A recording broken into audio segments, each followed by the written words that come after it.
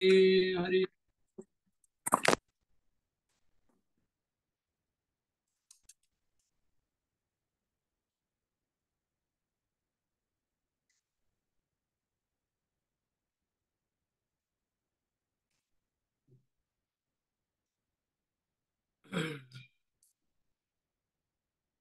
ओम नमो भगवते वासुदेवाय। ओम नमो भगवते वासुदेवाय। ओम नमो भगवते वासुदेवाय। नारायणं नमस्कृत्यं नरं चैव नरोत्तमं देवीं सरस्वतीं व्यासं ततो जयमुदीरये। नष्टप्रायेषु भद्रेषु नित्यं भागवत सेवया भगवतीत्तमश्लोके भक्तिर्भवति नैष्ठिकी। ॐ अज्ञानतिमिरान्धस्य ज्ञानाञ्जनशलाकया चक्षुरुन्मिलितं येन तस्मै श्रीगुरुवे नमः। नमो विष्णुपादाय कृष्णपृष्ठाय भूतले श्रीमतेर्भक्तिवेदान्त स्वामिनिति नामिने। नमस्ते सारस्वती देवे गौरवाणी प्रचारिणे निर्विशेष शून्यवादी पाश्चात्य देश कारणे। जय श्री कृष्ण चैतन्य प्रभु नित्यानंद श्री अद्वैत गदाधर शिवासादि गौर भक्त वृंदा। हरे कृष्णा कृष्ण कृष्ण हरे हरे, हरे राम राम राम हरे हरे।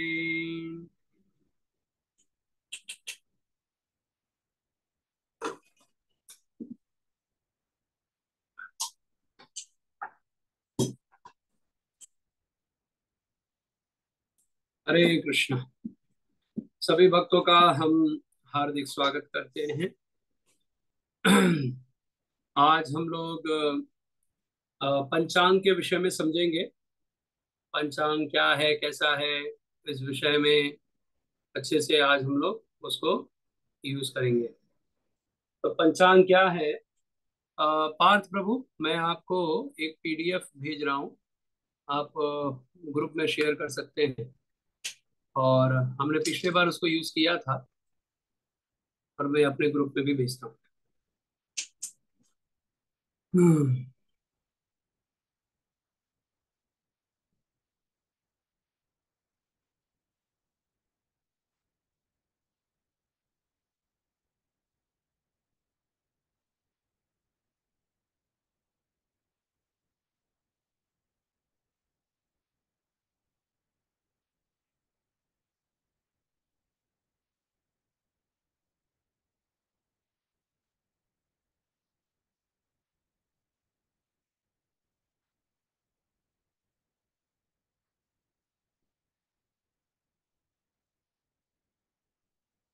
हरे कृष्णा कृष्णा कृष्णा हरे हरे, हरे राम राम राम हरे हरे।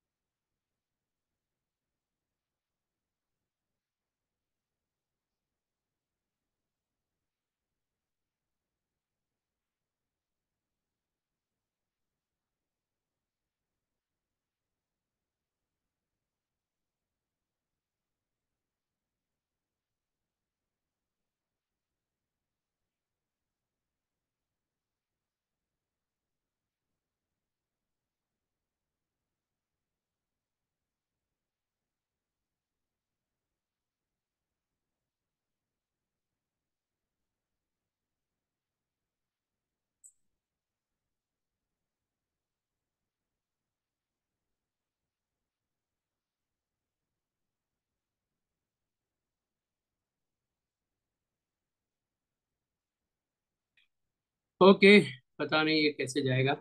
एक बार लास्ट बार भेज के देखता हूँ।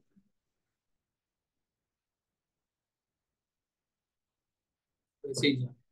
पार्थ प्रभु, आप उसको ऑन करके देखो, मैंने लिंक तो भेज दिया है, वो ऑन होता है तो देखो। ठीक है। तो मैं सारे भक्तों के साथ वो इमेज शेयर कर रहा हूँ। आप सभी लोग यहाँ देख सकते हैं।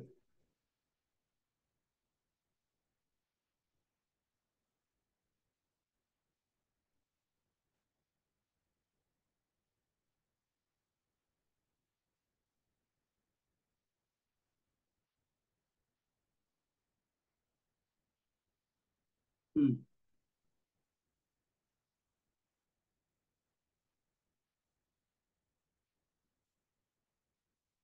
तो कल हमने बात करी थी कि ये जो कैलेंडर हम लोग यूज करते हैं, इसको ग्रिगोरियन कैलेंडर बोलते हैं।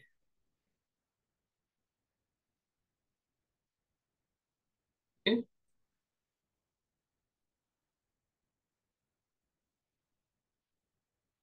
पता नहीं, मेरा लैपटॉप सीधा नहीं है, मेरा मोबाइल सीधा नहीं है। ठीक है, सबको सीधा इमेज दिख रहा है?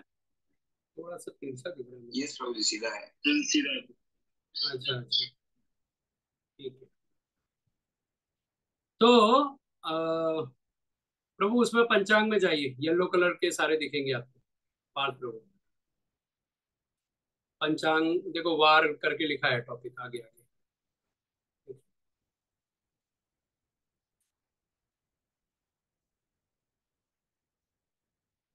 हम्म। तो देखिए, आज आपको मैं बेसिक पंचांग बताने जा रहा हूँ।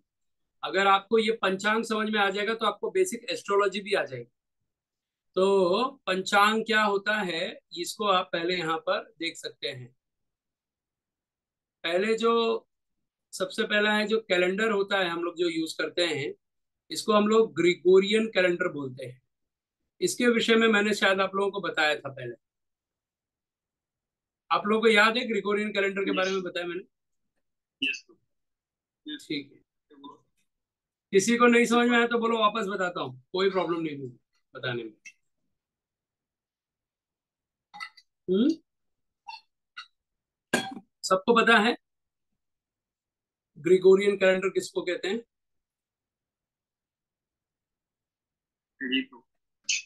हाँ। यस प्रभु जी। यस प्रभु।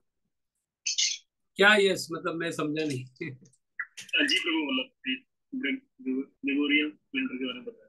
बताया ना मैंने, ठीक है, तो उस पर टाइम ज्यादा नहीं लगाते। तो चलो हम आगे बढ़ते हैं। ग्रिगोरियन कैलेंडर मतलब अभी जो हम लोग यूज करते हैं जो कैलेंडर, उसको ग्रिगोरियन कैलेंडर कैलेंडर बोलते हैं। अभी हम आते हैं पंचांग के ऊपर। 5 अंग को मिलाकर पंचांग कहते हैं। तो पंचांग किसे कहते हैं? तिथि, वार, नक्षत्र, करण और योग। तिथि, वार, नक्षत्र, करण, योग, ये जो है, ये एक्चुअली पंचांग कहलाया जाता है। तो सबसे पहले आता है वार। तो वार में कितने दिन हैं? 7 दिन है हमारे पास। ये आप सभी जानते ही हैं। इंग्लिश में संडे, मंडे, ट्यूसडे, वेडनेसडे बोलते हैं। तो ये बाकी ये मोस्टली 7 दिन जो हैं वो सोमवार, मंगलवार, रविवार से स्टार्ट होता है। सूर्य का दिन है पहला, सूर्य सोमवार। फिर सोमवार या चंद्रवार। फिर दूसरा है मंगलवार, भौमवार। फिर बुधवार, बृहस्पतिवार। ठीक है। फिर है शुक्रवार, फिर है शनिवार। ठीक है, ये है 7 दिन के नाम। अब आ जाइए तिथि पे ऊपर। तो 7 दिन के नाम तो आपको पता चल गए। अब 7 दिन के बाद में ये जो पंचांग में तिथि आती है, ये तिथि बहुत इंपॉर्टेंट है। तिथि क्या है इसको आप समझ लीजिए पहले। 2 पक्ष बताए गए हैं 15-15 दिन के, जिससे पूरा एक महीना हम लोग समझ पाते हैं। तो 15-15 दिन का पहला दिन आता है शुक्ल पक्ष। फिर आता है कृष्ण पक्ष। तो शुक्ल पक्ष में चंद्रमा छोटे से बड़ा होता है, यानी मून, फुल मून तक जाता है। ठीक है, जिसको शुक्ल पक्ष कहते हैं, या वैक्सिंग मून कहते हैं। यानी ये चंद्रमा बड़ा होने लगता है। उसको वैक्सिंग मून कहते हैं। और वैनिंग मून यानी कृष्ण पक्ष, जब चंद्रमा घटते घटते घटते घटते एकदम समाप्त होकर के अमावस्या की ओर चला जाता है, तो उसे हम ये कृष्ण पक्ष कहते हैं। तो जनरली पंचांग में या कोई गृह प्रवेश करना हो, या खासकर सीमंतोनयन, अन्नप्राशन, शुक्ल अरे पुंसवन संस्कार, ये सारे संस्कार जो होते हैं शुक्ल पक्ष में किया तो बहुत अच्छा है। तो ऐसा नहीं है कि शुक्ल कृष्ण पक्ष में कर भी नहीं सकते, बिल्कुल ही नहीं करना चाहिए, ऐसा कुछ भी नहीं। कर सकते हैं मुहूर्त के हिसाब से, लेकिन अधिकतर हम लोग शुक्ल पक्ष को ज्यादा प्रेफर करते हैं। तो जितने भी एस्ट्रोलॉजर होते हैं उन सबका सबसे बेस्ट टाइम होता है शुक्ल पक्ष, कि भाई आप पूजा जो होती है वो शुक्ल पक्ष में हो तो अच्छा है। पूर्णिमा का दिन बहुत अच्छा माना जाता है, तो इसलिए शुक्ल पक्ष में जब चंद्रमा बढ़ते रहता है, पंचमी से लेकर के यानी 1 से लेकर के 15 दिन तक को, तो प्रथम, द्वितीया, तृतीया, चतुर्थी, पंचमी, षष्ठी, सप्तमी, अष्टमी, नवमी, दशमी, एकादशी, द्वादशी, त्रयोदशी, चतुर्दशी, पूर्णिमा आती है, उसको शुक्ल पक्ष कहेंगे। फिर वापस से प्रथमा, द्वितीय, तृतीया चालू होगी, और फिर 15वें दिन को अमावस्या बोलते हैं उसको। चतुर्दशी के बाद पंचदशी नहीं बोलते हैं, बल्कि उसे हम एकादशी कहते हैं, अरे सॉरी, पूर्णिमा या अमावस्या कहते हैं। ठीक है, ये क्लियर है सबको? अब ये सभी तिथियों के नाम है, जैसे मैंने कहा, प्रतिपदा, द्वितीया, तृतीया, चतुर्थी, पंचमी, षष्ठी, सप्तमी, अष्टमी, नवमी, एकादशी, द्वादशी, त्रयोदशी, चतुर्दशी, पूर्णिमा और अमावस्या, ये सबके नाम मैं आपके सामने रखा है मैंने। ठीक है, तो ये पूरे 15 दिन के नाम हैं जो आपके सामने हमने रखा है। आगे बढ़ते हैं। ओके, तो ये जो कुछ मुख्य पूर्णिमा के नाम हैं, जैसे अभी पूर्णिमा क्या है, तिथि है, जो कार्तिक पूर्णिमा, माघ पूर्णिमा, शरद पूर्णिमा, गुरु पूर्णिमा, बुद्ध पूर्णिमा, ऐसे अनेकों बहुत सारे पूर्णिमा का नाम आता है।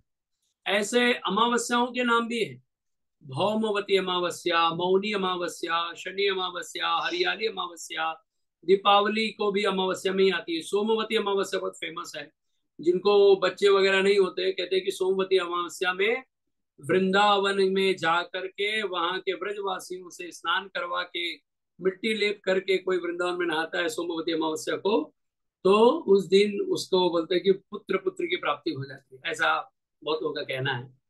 और एक होता है सर्वपितृ अमावस्या, जो श्राद्ध पक्ष में भी होता है। तो हर अमावस्या और हर पूर्णिमा का एक नाम होता है। इसका मतलब ये नहीं है कि उस दिन बस यही कार्य हो सकता है, उसके आगे पीछे भी और भी दिन हो सकते हैं, पर वो दिन को विशेष माना जाता है। ठीक है, तिथियों में भी सब तिथियां बहुत फेमस हैं। ये तिथियों के नाम हैं। पूर्णिमा को पूर्णमासी भी लोग कहते हैं। प्रतिपदा को गुड़ी पाड़वा आता है तो उसको प्रतिपदा कहते हैं। द्वितीया को भाई दूज भी बोल सकते हैं, जैसे मतलब ये अलग अलग समय में आते हैं। ये सब हमने मतलब वो तिथियों में रेफरेंस दिया है, कि आप जो नाम सुनते हो ना, तो भाई दूज कब आता है, जब द्वितीया तिथि लगती है तो भाई दूज आएगा। गुड़ी पाड़वा कब आता है, जब प्रथमा तिथि होती है। फिर तृतीया तीज, मतलब स्त्रियां कुछ व्रत वगैरह करती है तो उसको तीज कहते हैं। फिर चतुर्थी को जैसे गणेश चतुर्थी आता है। फिर नाग पंचमी आता है। फिर छठ आता है ना, वो षष्ठी तिथि को आता है। फिर सप्तमी को कुछ तो देवी का रहता है, कुछ याद नहीं। फिर दुर्गा अष्टमी, जन्माष्टमी, राधा अष्टमी, ये सब आते हैं। राम नवमी, सीता नवमी। फिर दशमी का कोई तिथि याद नहीं आ रहा फिलहाल। फिर एकादशी आप सभी जानते हैं, जिसको 11 से एकादशी तिथि कहते हैं। फिर द्वादशी को जैसे वामन द्वादशी वगैरह आते हैं। और त्रयोदशी को जैसे धनतेरस वगैरह आते हैं। और चतुर्दशी को जैसे नरसिंह चतुर्दशी अभी भी था, तो वो तिथि के अनुसार उसका नाम दिया जाता है, नरसिंह चतुर्दशी। और अमावस्या पूर्णिमा का जैसे अभी हमने नाम गिनाई दिया आपको। तो हर तिथि को लेकर के कोई विशेष भगवान का अवतार होता है, या किसी की जयंती मनाते हैं, तो ये सब इस तिथि के आधार पे ही मनाते हैं। ऐसा नहीं है कि कोई भी हम किसी का भी वो कैलेंडर के हिसाब से डेट मान के हम लोग फॉलो करते हैं। हम लोग तिथियों के नाम के आधार पर ही ये सब बनाते हैं। ठीक है। फिर आता है करण। एक तिथि में दो करण होते हैं, पूर्वार्ध में एक और उत्तरार्ध में एक। 11 करण होते हैं। वृश्चिकरण को भद्रा कहते हैं। तो आपने सुना होगा कभी कभी भद्रा में शुभ कार्य वर्जित माने गए। भद्रा का, भद्रा मतलब आपने कभी सुना होगा कि अरे भद्रा लग गया है, अभी शादी नहीं हो सकती, अभी मुहूर्त खत्म हो जाएगा। ऐसे बहुत सारी बातें लगती है। तो ये जो, अगर आप लोगों को ये 11 करण याद हो जाए, तो उसमें से स्थिर और चर करण है। तो अगर ये आप लोग याद कर ले तो बेसिक ये सारे नाम याद कर ले, तो पहले आपने 7 दिन के नाम जो आपको एनीवे याद है। फिर तिथि जो आपको 15-15 तिथि, शुक्ल पक्ष और कृष्ण पक्ष के नाम याद है। फिर आपको करण याद हो जाए, फिर किमत्सु, चतुष्पद, शकुनी तथा नाग, ये सब चर करण माने गए। मतलब इसमें कोई काम, अगर आपको शॉप चलाना है, शॉप का ओपनिंग करना है, तो ये वाले मुहूर्त करण में आते हैं, तो अच्छा माना जाता है। फिर स्थिर करण मतलब आपको जैसे गृह प्रवेश करना है, तो उसमें ब ब बालो कौलो तैतिल गर वाणिज और वृष्टि आता है। हालांकि वृष्टि को यूज नहीं करते, ज्यादा अच्छा नहीं मानते, लेकिन बाकी सब चीजों को अच्छा मानते हैं। तो इस प्रकार से करण को फॉलो किया जाता है। ये सब याद करने का विषय है, इसको बस आप थोड़ा सा आइडिया ले लीजिए। आपको याद करना है, याद करने को आपको खुद ब खुद वो यूज करने आएगा। फिर है नक्षत्र। तो नक्षत्र क्या है? 27 प्रकार के नक्षत्र हैं। आकाश के तारामंडल में विभिन्न रूपों में दिखाई देने वाले आकार को नक्षत्र कहते हैं। मूलतः 27 नक्षत्र होते हैं। ज्योतिषियों के अनुसार एक अन्य नक्षत्र अभिजीत नक्षत्र भी माना जाता है। तो चंद्रमा में टोटल 27 नक्षत्र में भ्रमण करता रहता है। ये कहते हैं कि दक्ष प्रजापति के 27 कन्याएं थी, जो चंद्रमा के साथ उनका विवाह हुआ, और इन्हीं को नक्षत्र कहते हैं। तो चंद्रमा प्रतिदिन एक एक पत्नी के साथ में मिलने जाता है, इसलिए हर दिन एक एक नक्षत्र होता है, प्रतिदिन एक नक्षत्र आता है। तो चंद्रमा जिस नक्षत्र के साथ संबंध बनाता है, वो नक्षत्र उन राशियों के कंट्रोल में होते हैं। तो उस दिन वो ही राशि बच्चे का जन्म राशि कहा जाता है। जैसे मान लीजिए चंद्रमा, अभी ये नक्षत्र के नाम इधर है, ठीक है, इस सीक्वेंस में नाम है, आप इनको देख सकते हैं। तो अश्विन, मघा, मूल, केतु, ठीक है, ये सब जो है, ये सब नक्षत्रों के नाम हैं। अश्विन, भरणी, कृतिका, रोहिणी, मृग, आद्रा, पुनर्वसु, पुष्य, पुनर्वसु, पुष्य, अश्लेषा, मघा, पूर्वा, उत्तरा, हस्त, चित्रा, स्वाति, विशाखा, अनुराधा, ज्येष्ठा, मूल, पूर्वाषाढ़, उत्तराषाढ़, श्रवण, धनिष्ठा, शतभिषा, पूर्व भाद्रपदा, उत्तर भाद्रपदा, रेवती। तो ये आपको नक्षत्र हम बता रहे हैं। ये नक्षत्र क्या होते हैं? ये ही स्वभाव है हमारा। ये जितने भी आज दुनिया में आपको जो अच्छे बुरे लोग दिखते हैं, उसमें नक्षत्र ही मेन है। कोई भी जो व्यक्ति होता है ना, कोई व्यक्ति ना तो बुरा है ना तो अच्छा है, सिर्फ नक्षत्र ही है जो उसके ऊपर प्रभावित करते हैं। तो अश्विन नक्षत्र, भरणी, कृतिका, रोहिणी, मृग, आद्रा, पुनर्वसु, पुष्य। अब जैसे उदाहरण देता हूँ, जैसे अश्विनी का मतलब होता है, अश्व मतलब होता है घोड़ा। अश्विनी नक्षत्र में जिसका जन्म हो गया, वे लोग हमेशा घाई में रहेंगे। हर सेकंड उनको बस बोलो कि नहीं, वो चालू रहेंगे, बहुत एक्टिव रहते हैं। ठीक है। तो ये है अश्विनी नक्षत्र। भरणी नक्षत्र में जिसका जन्म होगा, तो भरणी का मतलब होता है भरा हुआ, है ना।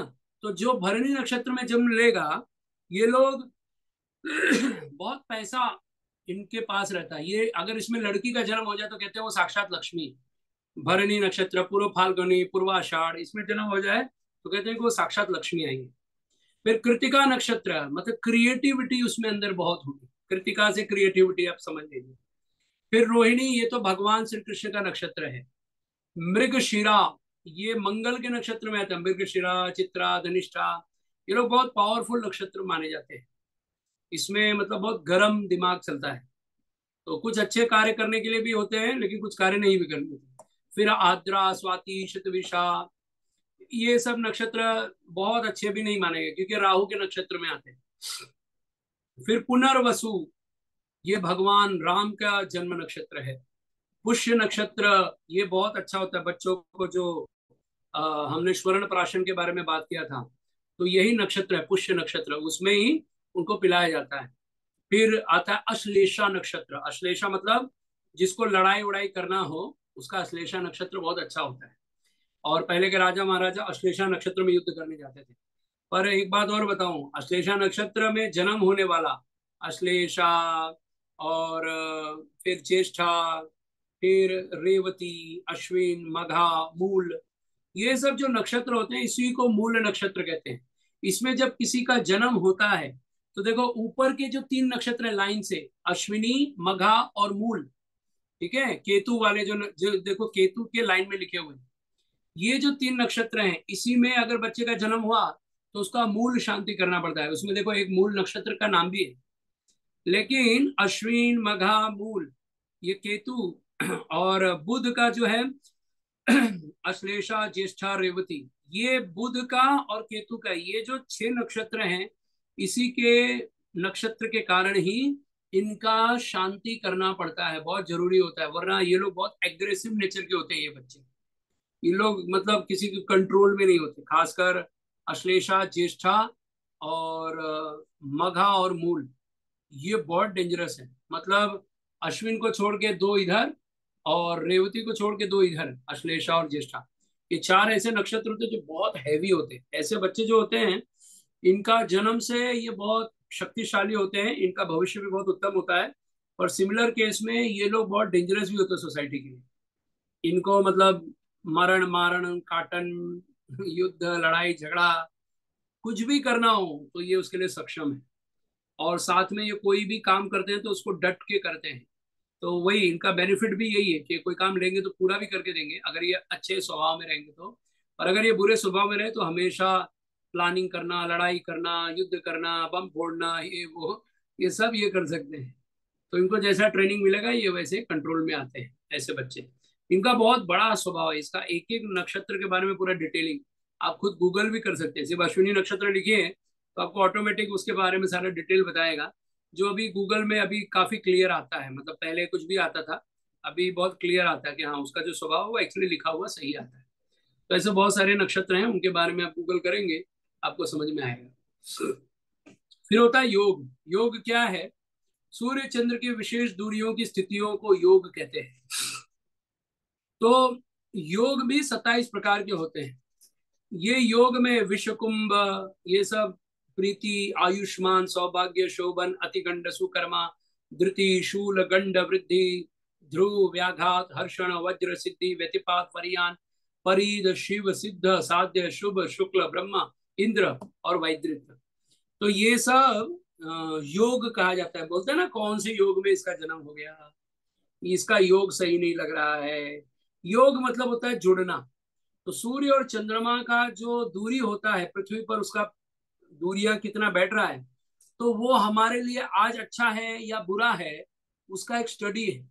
लेकिन अगर आपको ये जब योग समझ में आएगा तो आप देख पाएंगे कि जैसे इसका नाम है वैसे इसका स्वभाव है। जैसे प्रीति योग आएगा, तो प्रीति योग मतलब बहुत अच्छा दिन है, आज आप कुछ भी काम करिए वो थोड़ा पॉसिबल है कि अच्छा रहेगा।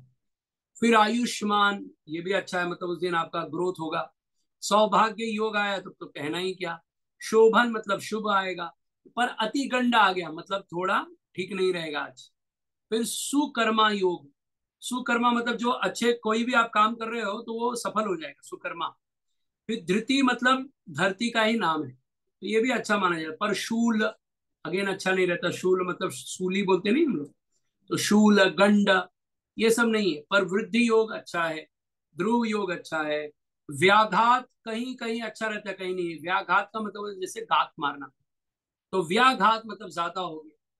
तो इसलिए व्याघात योग जो होता है कहीं मोस्टली अच्छा नहीं होता, कहीं कहीं पर अच्छा होता है। फिर हर्षण योग मतलब कि सरप्राइज मिलने वाला है। वज्र योग मतलब थोड़ा कठोर माना जाता है, मतलब आज कोई भी दिन आपने कोई ऐसे डिसीजन लेने होते हैं ना जो वज्र के समान होते हैं कि बस ये डिसीजन लेना ही लेना, तो इस दिन में ये ऐसे डिसीजन बहुत काम आते हैं। सिद्धि योग, सर्वार्थ सिद्धि योग करके भी एक आता है, सब पूरे 24 घंटे में एक बार आता है। और ये एक होता है सिद्धि योग। सिद्धि योग में ही ये जो लोग अपना सिद्धि के लिए तपस्या वगैरह स्टार्ट करना होता है ना, तो इन दिनों में जब सिद्धि योग आता है तभी स्टार्ट करते हैं, तो वो कार्य सच में सिद्ध हो जाता है। इसलिए आप कोई भी चीज कभी भी करोगे तो सफल नहीं होगा, उसके लिए सही मुहूर्त सही टाइमिंग होना बहुत जरूरी है। फिर है व्यतिपात। फिर यही होता है व्यतिपात में भी, अ, अगर किसी का मृत्यु हो जाता है वगैरह वगैरह तो उसका भी शांति करना पड़ता है। फिर वरियान, ये भी अगेन इतना खास नहीं है, परीद उतना अच्छा नहीं आता है। और शिव योग अच्छा है, सिद्ध योग अच्छा है। सिद्धि योग और सिद्ध योग दोनों में अंतर है। सिद्धि मतलब मिलता है, और सिद्ध मतलब उस दिन वो कार्य को पूरा करके देना है आपको, उसको सिद्ध योग कहते हैं। और सिद्धि का मतलब होता है उसको प्राप्त करने के लिए जो प्रयास करना है। तो ऐसे अलग अलग इनका मीनिंग। फिर है साध्य योग, साधना आरंभ करो। शुभ योग अच्छा है। शुक्ल योग मतलब ग्रोथ होगा। और सफेद, शुक्ल का मतलब सफेद भी होता है। ब्रह्म योग, ब्रह्मा जी का दिन है, बहुत अच्छा दिन माना जाता है। इंद्र बहुत अच्छा माना जाता है। और वैधृति, ये अच्छा नहीं माना जाता है। तो ऐसे करके योग का अपना अपना काम होता है। अब आप बोलोगे प्रभु जी ये सब कैसे हमें समझ में आएगा, हम कहाँ देखेंगे इसको? तो अभी हम आते हैं। तो ये देखो, ये तारों का चक्र है, जिसमें अगर आप इसको ध्यान से देखेंगे तो कुछ मैं आप लोगों के सामने रखता हूँ। अब आप देख रहे हैं इधर, अ, आद्रा नक्षत्र में इंसान का स्वरूप है। मृग शीर्षा मतलब मृग का नक्षत्र का स्वभाव है। फिर रोहिणी मतलब आप देखो उसमें गाय है और रथ है। फिर रोहिणी, मृग, आद्रा, पुनर्वसु, फिर ये क्या है, कृतिका। ठीक है, कृतिका मतलब एक काटना, चाकू का उसमें ऑप्शन दिया हुआ है। तो ऐसे अनेकों अनेकों नक्षत्र हैं। अश्विनी मतलब घोड़ा, देखो इधर घोड़ा का सिंबल दिया हुआ है। फिर अगेन यहाँ पर आप देखिए, रेवती मतलब मछली का, क्योंकि वो मीन राशि के कंट्रोल में रहता है। फिर उत्तर भाद्रपदा मतलब बेड, शैया, मतलब कंफर्ट, ये बहुत अच्छा माने जाते हैं। फिर आप देखिए जैसे जैसे चक्र में साइन दिया हुआ है ना, वैसे वैसे उस नक्षत्र का अपना प्रभाव होता है। तो ये टेबल बहुत इंपॉर्टेंट है, बहुत कम लोगों को समझेगा, ये एस्ट्रोलॉजी का पार्ट है। और आप यहाँ जो देख रहे हैं, तो ये सब जो नक्षत्र है ना, इन नक्षत्रों को मिला करके ऐसे एक एक नक्षत्र बनते हैं। पर आपको आकाश में जाएंगे तो आपको सिर्फ तारे ही दिखेंगे, आपको समझेगा नहीं ये क्या है। और उसका कनेक्शन को अच्छे से अगर आप स्टडी करोगे ना, तो जैसे अभी इसमें एक उदाहरण है पुष्य नक्षत्र का। तो पुष्य नक्षत्र में आप देखेंगे तो यहाँ पर देखिए पुष्य नक्षत्र कैसा दिखता है, ऐसा दिखता है नक्षत्र। ठीक है, ये आप जब तारों को मिलाएंगे तो उसमें डॉट डॉट है, तो उसको आप मैचिंग करेंगे तो आपको समझ में आएगा कि आज कौन सा नक्षत्र है। मतलब अभी तो हमारे पास टेक्नोलॉजी है, हमें बस डालना है, हमें सब ऑटोमेटिक हमारे सामने लिखा हुआ मिल जाता है। पंचांग में भी सब लिखा हुआ पर डे का दिन रहता ही है, तो ये सब आपको पता चल जाएगा। अगर आप पंचांग भी रेगुलर पढ़ेंगे तो आपको समझ में आएगा। लेकिन ये, अगर पहले जब ये पंचांग लोगों के पास नहीं होते थे, लोग बहुत ट्रैवल कर रहे होते थे, तो कैसे समझेंगे? तो इसका एक स्टडी किया कराया जाता था कि आज तुमको दिखाएंगे चंद्रमा में आज कौन सा राशि नक्षत्र कैसा चल रहा है। तो वैसे समझ के आज कौन सा राशि चल रहा है वो भी पता किया जाता है। आपको पता है, राजस्थान में जयपुर में एक जगह है, उसको क्या बोलते हैं, जंतर मंतर, एक जगह है जंतर मंतर करके। तो आप जयपुर में जाएंगे जंतर मंतर में ना देखने, तो वहाँ काफी अच्छा चीज है। वो जिन लोगों को एस्ट्रोलॉजी आता है उनके लिए बहुत अच्छा है वो जगह। तो वहां पर है ना, ऐसे अलग अलग ऐसे पिरामिड जैसे बनाए हुए हैं, और बीच में ऐसे जगह विंडो जैसा बनाया है। ऐसे पिरामिड है और अंदर विंडो जैसे है। तो उसमें ना चंद्रमा, अरे सूर्य के ऊपर सूर्य की किरण डायरेक्ट पड़ रही है। तो उसमें ये दिखा रहे हैं कि 12 ऐसे घर बनाए हैं। उससे मालूम पड़ता है कि सूर्य के लाइट से कि सूर्य चंद्रमा में कितना है और बाकी सब में कैसा कैसा है, उसके हिसाब से सूर्य का प्रकाश उस राशि पर कम या ज्यादा पड़ रहा है। मतलब आपको नहीं पता होगा कि सूर्य मेरे ऊपर कितना काम कर रहा है। और वो पिरामिड को देख करके उसमें देखेंगे किसी में 6 इंच 6 अंश ही सूर्य का प्रभाव पड़ रहा है, किसी में देखेंगे 28 अंश पड़ रहा है, किसी में देखेंगे तो 15 पड़ रहा है, 20 पड़ रहा है, मतलब बहुत ज्यादा पड़ रहा है। तो ऐसा है, किसी को कम किसी का ज्यादा है, तो वो नक्षत्र वो राशि के आधार पर वो जंतर मंतर में है। और वो हम लोग जब गए तो थोड़ा हमने थोड़ा सा बस उसके बारे में समझा। हम लोग ने कोई टूरिस्ट गाइड नहीं लिया, हमने बोला छोड़ो कौन पैसा खर्चा करे। पर जब वहां गए हम लोग, तो हम लोग थोड़ा ट्राई किए समझने का ये क्या है। तो थोड़ा उधर लिखा हुआ कुछ इन्फॉर्मेशन था, कुछ हमने अपना दिमाग चला, तो हमें समझ में आ गया ये क्या है। फिर उसके बाद में हमने पूरा जंतर मंतर ऐसे ही देख लिया, हमें सब समझ में आ गया कि ये सब सिर्फ कैलकुलेशन बताया गया है। सूर्य का मतलब इतना सिंपल है। और वहां जाने के बाद आप जाओगे तो आपका दिमाग चकरा जाएगा, जब तक आपको कोई गाइड नहीं समझाएगा। लेकिन वो ही है कि कोई भी चीज को अगर आप थोड़ा बहुत जानते हो, आपके पास स्टडी है, तो आप उस चीज को आसानी से पढ़ सकते हो। तो ये है नक्षत्र और वो है उसके साथ। तो ये हिंदू कैलेंडर है, जो अगर आपको जैसे जो भी नक्षत्र वगैरह जानना है, तो हिंदू कैलेंडर आपके बहुत काम आएगा। ठीक है, तो ये इसका सिंबॉलिक है। आपको गूगल पे, आप प्ले स्टोर में जाएंगे और वहां पर आपको ये सर्च करेंगे तो ऐसा लोगो आएगा पहले। फिर उसको ओपन करेंगे तो इस प्रकार का चार्ट आएगा।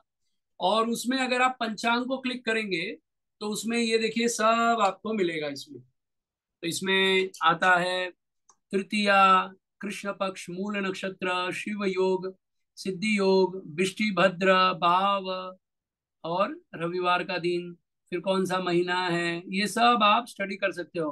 कौन सा राशि चल रहा है, चंद्रमा किस राशि में है, सूर्य किस राशि में है, सबका पूरा डिटेलिंग दिया, कौन सी ऋतु चल रही है, कौन सा पक्ष चल रहा है, ये सब आपको ये पंचांग में। ये बहुत सिंपली बहुत अच्छा है। हमने बहुत सारे एप्लीकेशन यूज किए, पर ये बहुत फ्रेंडली एप्लीकेशन है हिंदू कैलेंडर। ये बहुत अच्छा है, आप इसको यूज कर सकते हैं, आपको खुद को भी बहुत समझ में आएगा। ठीक है, तो अब ये हमने 12 महीनों के नाम जो आपको हिंदी में याद होने चाहिए। हमारे पास कितनी ऋतुएं हैं, 6 ऋतुएं हैं। शीत, ग्रीष्म, वर्षा, शरद, वसंत और शिशिर ऋतु। शिशिर में बहुत ठंडक माना जाता है। 12 राशि के नाम हैं, मेष, वृषभ, मिथुन, कर्क, सिंह, कन्या, तुला, वृश्चिक, धनु, मकर, कुंभ, मीन। ये सब आपको याद होना चाहिए। 12 महीने के नाम, 6 ऋतुओं के नाम, और प्लस आपको ये जो 12 महीने के नाम है, वो भी आपको समझ में आना चाहिए। चैत्र, वैशाख, ज्येष्ठ, आषाढ़, श्रावण, भाद्रपद, अश्विन, कार्तिक, अगहन। कार्तिक को ही ये अ, मार्गशीर्ष कहते हैं। फिर पौष, माघ और फाल्गुन आता है। नौवा है मार्गशीर्ष, इसमें अगहन लिख दिया। वो थोड़ा कुछ ज्यादा, मैं उत्तर भारत से हूं ना, तो थोड़ा वो भी ऐड हो गया अगहन। तो इसलिए अगहन का मतलब मृगशीर्षा, मृगशिरा, जो क्या बोलते हैं उसको, मार्गशीर्ष महीने। भगवान ने भगवत गीता में बोलता है ना, मासो हम अहम मार्गशीर्ष, मासों में मैं मार्गशीर्ष महीना हूँ। बहुत महत्व है मार्गशीर्ष का, तो बड़ा फेमस है मार्गशीर्ष महीना। तो ऐसे करके ये सारे 12 राशि हैं, अरे 12 महीने के नाम हैं। ठीक है, तो इस प्रकार से आपका यहाँ पर आरंभ हो गया। और हम जो गर्भ संस्कार में लोगों को समझाते हैं कि भाई, पहले लोग ज्यादा संख्या में रहते हैं, जितने कपल्स बनेंगे अगर एक एक बच्चा ही करेंगे, तो भविष्य में जा करके या तो एक लड़का होगा या तो एक लड़की रह जाएगी। हमारी हमारी पीढ़ियां खत्म हो जाएंगी बहुत जल्दी जल्दी।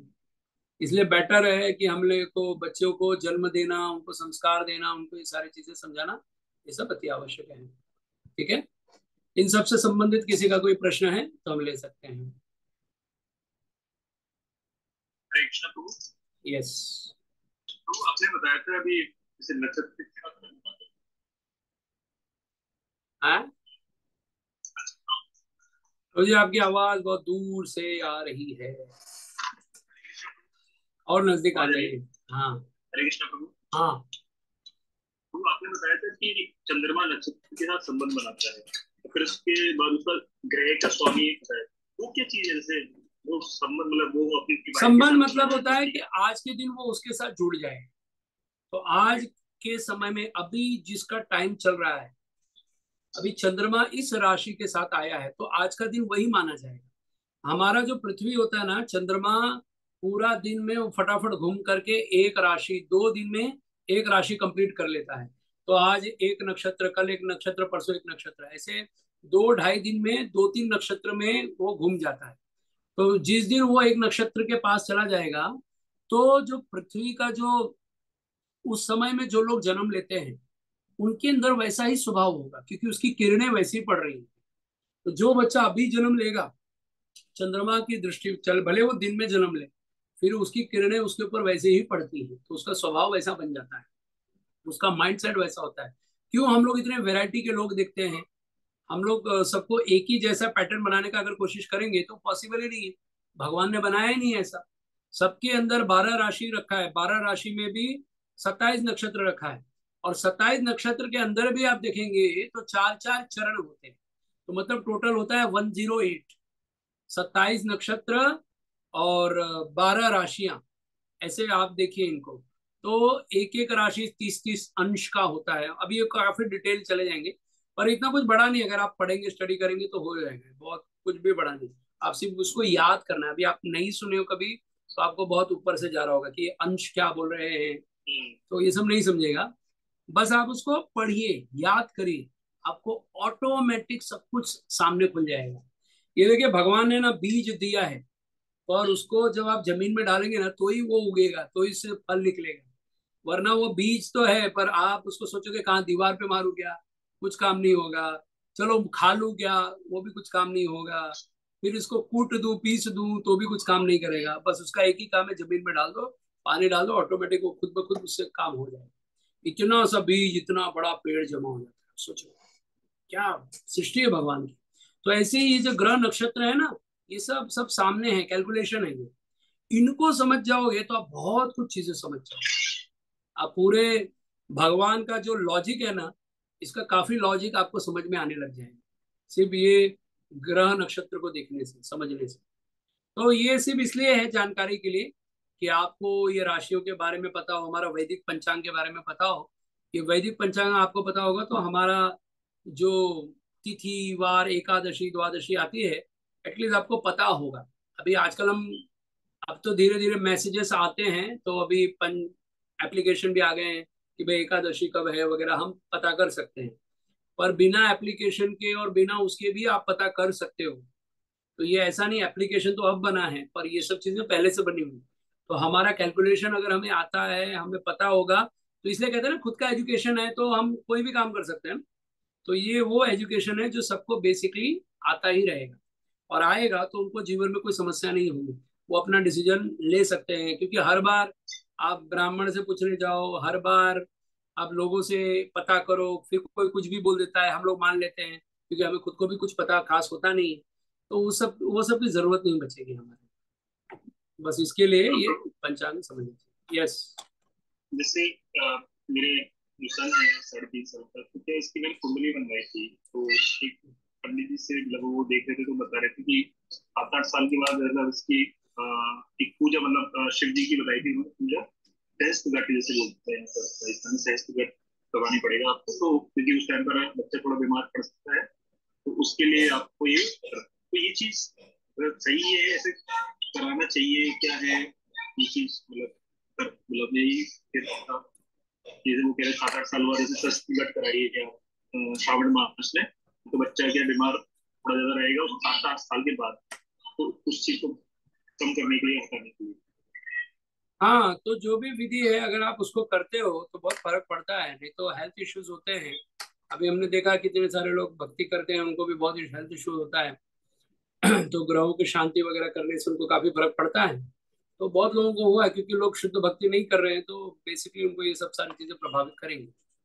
और हमारे कर्मानुसार ही ये सब होता है, तो वो कर्म के अनुसार हमें फल भुगतना पड़ता है। या तो उसका पूजा करवा लो, जैसे ऑपरेशन है, बीमारी आई है और ऑपरेशन करवा लिया तो एनीवे दर्द सहने की जरूरत नहीं है, वो काट के निकाल दिया, खत्म हो गया। लेकिन कोई इसको सहते रहेगा तो क्या होगा, पूरे शरीर में विष बन जाएगा। तो ऐसे ही हमारे बहुत सारे कर्म होते हैं जिसका निवारण भी भगवान ने ही बनाया है, तो करने से शांति हो जाती है। तो वो करवा लेना चाहिए, उसमें ज्यादा दिमाग नहीं लगाना चाहिए। कुछ ऐसी चीजें हैं जो हम लोग को स्वीकार करना चाहिए। और ये ऐसा नहीं है कि हम इस्कॉन में हैं तो हम आपको कुछ गलत शिक्षा दे रहे हैं। ये आप देखिए, मध्व संप्रदाय में जाइए, वहां पर भी सारी विधियां होती हैं। और श्री संप्रदाय में जाइए, जबकि ये सारे वैष्णव ही संस्कृति है, वैष्णव ही परंपरा है, कुछ अलग नहीं है। रामानुजा संप्रदाय है, ये सब लोग हमारे ही जैसे हैं, और हम लोग गौड़ीय परंपरा में है, बस इतनी सी बात है। इसका अर्थ ये नहीं है कि हम बाकी किसी को नहीं मानते। हम लोग एक्चुअली बाबा जी संप्रदाय से आते हैं। हमारा एक्चुअली जो आइडियल है वो बाबा जी संप्रदाय है। हमारे यहाँ कोई सन्यासी उन्यासी नहीं होता है। हमारे इधर कोई कोई भी सन्यास नहीं लेता है। चैतन्य महाप्रभु ने लिया, वो भी सिर्फ प्रचार करने के लिए। एक्चुअली हमारे सन्यास का कोई कॉन्सेप्ट ही नहीं है गौड़ी संप्रदाय में। सिर्फ बाबा जी का संप्रदाय। तो इसलिए हमारे यहाँ सिर्फ भजनानंदी होते हैं, सिर्फ बस भजन करते रहते हैं, हरे कृष्ण कृष्ण कृष्ण हरे हरे, बस। फिर शिक्षाओं के बारे में चैतन्य महाप्रभु ने आरंभ किया, षड गोस्वामियों ने शिक्षा निकाल करके वह परंपरा को वापस से नया रिबूट कर दिया, चैतन्य महाप्रभु आके और षड गोस्वामी ने। तो हम लोग केवल हरिनाम ना जपते हुए हम शास्त्र को पढ़ते हैं और समझते हैं, वो भी हम अपने आचार्य को ही पढ़ते हैं। तो जितने भी संप्रदाय हैं वो लोग केवल अपने आचार्य को फॉलो करते हैं। तो इसलिए उनके आचार्य के आधार पे उन्होंने बताया कि इतना ये करना चाहिए, नहीं करना चाहिए।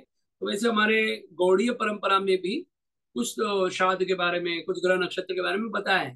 तो कितना करना चाहिए, कितना नहीं करना चाहिए, अब उसका रेफरेंस ढूंढ ढूंढ के बहुत कुछ ज्यादा नहीं मिलता है, फिर भी थोड़ा बहुत कुछ चीजें मिलती है। तो जहां पर संभवतः आवश्यक है उसके कार्य हम करवा लेते हैं।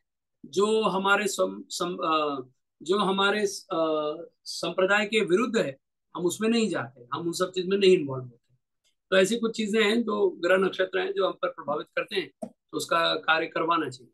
लेकिन हरि नाम पे विश्वास रखना चाहिए और हमें ये सदैव ये याद रखना चाहिए, कृष्ण ही स्वामी है। तो बाकी सब चलेगा। आप किसी भी ग्रह पूजा करते हो तो कोई प्रॉब्लम नहीं। लेकिन अगर आप जानते हो कि अगर ये कृष्ण स्वामी नहीं है, ये लोग ज्यादा शक्तिशाली है, तो फिर गलत है। इसलिए हमारे यहाँ उन सब चीजों को मना किया जाता है।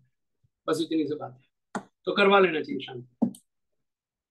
तो लास्ट क्वेश्चन, हाँ, जैसे एस्ट्रोलॉजी है, इसके जनक कौन है, मतलब कहाँ पर रेफरेंस मिलता है, कहाँ से स्टार्ट हुआ है? एस्ट्रोलॉजी एक्चुअली पाराशर ऋषि जो हैं वो उसके हैं मोस्टली, लेकिन भृगु ऋषि जो हैं वो उसके जनक हैं। तो वो स्टोरी आपको पता होगी कि एक बार की बात है, जब भृगु ऋषि जो हैं वो गए थे देखने की इस दुनिया में भगवान कौन है। तो वो सबसे पहले गए कि बोले कि भगवान कौन है, तो ब्रह्मा विष्णु महेश सब लोग नाम बोलते ही हैं। तो बोले चलो मैं एक बार पता लगा के आता हूँ कौन है ब्रह्मा, अरे कौन है भगवान। तो वे ब्रह्मा जी के अंश हैं भृगु ऋषि। तो उन्होंने गए वहां पर और ब्रह्मा जी को प्रणाम नहीं किया। तो ब्रह्मा जी को गुस्सा आया, लेकिन कुछ बोले नहीं। अरे मुझे प्रणाम भी नहीं किया तुमने। तो कुछ बोले नहीं, चुप हो गए, सहन किया। लेकिन उनके आंखों में गुस्सा दिख गया। तो बोले ये भगवान नहीं है। जो भगवान को प्रणाम नहीं किया, भगवान को बुरा लग गया, तो कैसे भगवान? नहीं, भगवान नहीं है। फिर आगे गए शिव जी के पास। शिव जी के पास गए, प्रणाम कौन बोले, और शिव जी क्या हाल है, ऐसे करके उनसे बात कर रहे थे। शिव जी को भी बहुत गुस्सा आया कि यार ये कौन है, मेरे ऊपर डायरेक्ट आकर के मेरे पास बात कर रहा है, ना प्रणाम किया, ना मेरे से कुछ नहीं बोला, उल्टा ऐसे ऐसे बात कर रहा है। तो शिव जी को बुरा लगा, तो समझ गए। तो शिव जी को तो प्रणाम नहीं किया, तो वो तो त्रिशूल भी उठा लिए थे कि अरे तुम ऐसे कैसे हमारे पास आए। तो शिव जी ने ऐसे करके दिखाया, तो बोले अरे ये तो भगवान है ही नहीं। और फिर जब भगवान विष्णु के पास गए, तो यहाँ तो किसी को प्रणाम नहीं किया, किसी को उटपटांग कुछ बोला तो बुरा लग गया उन लोग को। भगवान विष्णु के पास गए, सीधा जाके लात मार दी। वो लेटे थे शेषैया पर, जाके सीधा लात मार दी उनके छाती पर। और जैसे ही छाती पे लात मारा, भगवान विष्णु उनके चरण पकड़ के बोलते, अरे ब्राह्मण, मुझ जैसे क्षत्रिय के कठोर वक्ष स्थल पर आपने लात मार दिया, कहीं आपके लात पे आपके चरणों में कहीं चोट तो नहीं लग गई? लाइए मैं उसको ठीक कर देता हूँ। ऐसे जैसे ही भगवान ने बोला, भृगु ऋषि रोने लगे जोर जोर से। बोले भगवान मुझे क्षमा करना, मैं ये पता करने आया था कि वास्तव में भगवान कौन है। तो आप ही भगवान हो और संसार में कोई भगवान नहीं है। तो फिर जब ऐसा किया, तो भी लेकिन लक्ष्मी जी को बुरा लग गया कि भाई मेरे पति को सीधा लात मार दी। तो लक्ष्मी जी बोले आज के बाद मैं तुम्हारे ब्राह्मणों के पास में रहूंगी। तो भृगु ऋषि ने बोला कोई चिंता नहीं, मैं ऐसे एस्ट्रोलॉजी का तैयारी कर दूंगा, ज्योतिष शास्त्र लिख दूंगा कि सारे दुनिया ब्राह्मणों के पास खुद चल के आएंगे। तो ब्राह्मणों से लोग पूजा वूजा करवाते हैं, लेकिन पूजा कराने का आइडिया कहाँ से आता है? वो ज्योतिषी से आता है। इसलिए ज्योतिषी को कहा गया है ब्राह्मण शिरोमणि। ब्राह्मणों में भी सबसे ऊंचा कोई होता है तो वह एस्ट्रोलॉजर होता है, ऐसा। क्योंकि उसको सब ग्रह नक्षत्र वगैरह सिर्फ देख करके पता लगा लेगा आज क्या है कैसा है। आप सिर्फ अपना नाम बता दो, आपका नाम सुन के पता लगाया जा सकता है आपका डेट ऑफ बर्थ क्या है, आपका कितने बजे जन्म हुआ था। ऐसे भी एस्ट्रोलॉजर है। हमने ऐसे एस्ट्रोलॉजर से एस्ट्रोलॉजी सीखी है। मैं इतना नहीं बता पाता हूँ, पर वो लोग ऐसा बता लेते हैं। सिर्फ आपका नाम सुन के बता देंगे कि आज आपका जन्म कब हुआ है। 81 में हुआ है कि 88 में हुआ है कि 85 में हुआ है कि 75 में हुआ कि 51 में हुआ है, सब बता देंगे सिर्फ नाम सुन। How it's possible, I don't know. तो ऐसे बहुत सारे लोग हैं सिर्फ नाम सुन के, और वो कैलकुलेशन जानते हैं, वो कोई चमत्कारी बाबा नहीं है, सिर्फ कैलकुलेशन जानते हैं, ऐसे लोग हैं। तो भक्ति सिद्धांत सरस्वती ठाकुर महाराज बहुत बड़े एस्ट्रोलॉजर थे, तो इसलिए उन्होंने सूर्य सिद्धांत लिखा, क्योंकि वो एस्ट्रोलॉजी को बताना चाहते हैं संत समाज के लिए। वही आजकल लोग पीएचडी करते हैं, कोई बुक लिख करके तैयार होकर के अपना बताते हैं। वैसे बहुत सारी चीजें हैं जो लोग करते हैं। एनीवे, तो इस प्रकार ये है, सब चीजें हैं जो जरूरत है हम सभी की, समाज की आवश्यकता है, और उसको करवा लेना चाहिए, अच्छा रहता है। और कोई प्रश्न? Thank you. ओके, यस, कीर्ति माता जी। कृष्ण कृष्ण कृष्ण मेरे दो दो क्वेश्चन है। किसी ने अपना माइक खोला तो प्लीज बंद कर दीजिए। हरे कृष्णा। हाँ ठीक है, यस माता जी। तो मेरा फर्स्ट क्वेश्चन तो ये है कि जो भागवतम है, मतलब भागवतम में तो क्लियरली बता रखा है कृष्ण, तो भृगुमुनि के टाइम पे भागवतम नहीं था? नहीं, भागवतम तो अभी लिखा है ना, ये सतयुग में, अरे ये कलयुग में लिखा ना, 5000 साल पहले, उसके पहले भागवत नहीं था। मुझे ऐसा पता था कि ये नॉलेज ऐसा पास ऑन हो रही है। नहीं, परंपरावश तो वो एक्चुअली क्या है, बहुत सारे लोग शंका दिखाते हैं ना कि ब्रह्मा ही भगवान है, शिव ही भगवान है, विष्णु ही भगवान है। उन सबको साबित करने के लिए भृगु ऋषि ने ऐसा किया। वो तो जानते ही थे कि ये भगवान है, लेकिन फिर भी दिखाए ना थोड़ा, बोलते हैं ना कि हमें तो क्लियर है कि डॉक्टर सही है, फिर भी एक बार टेस्टिंग कर लेने से मालूम पड़ता है।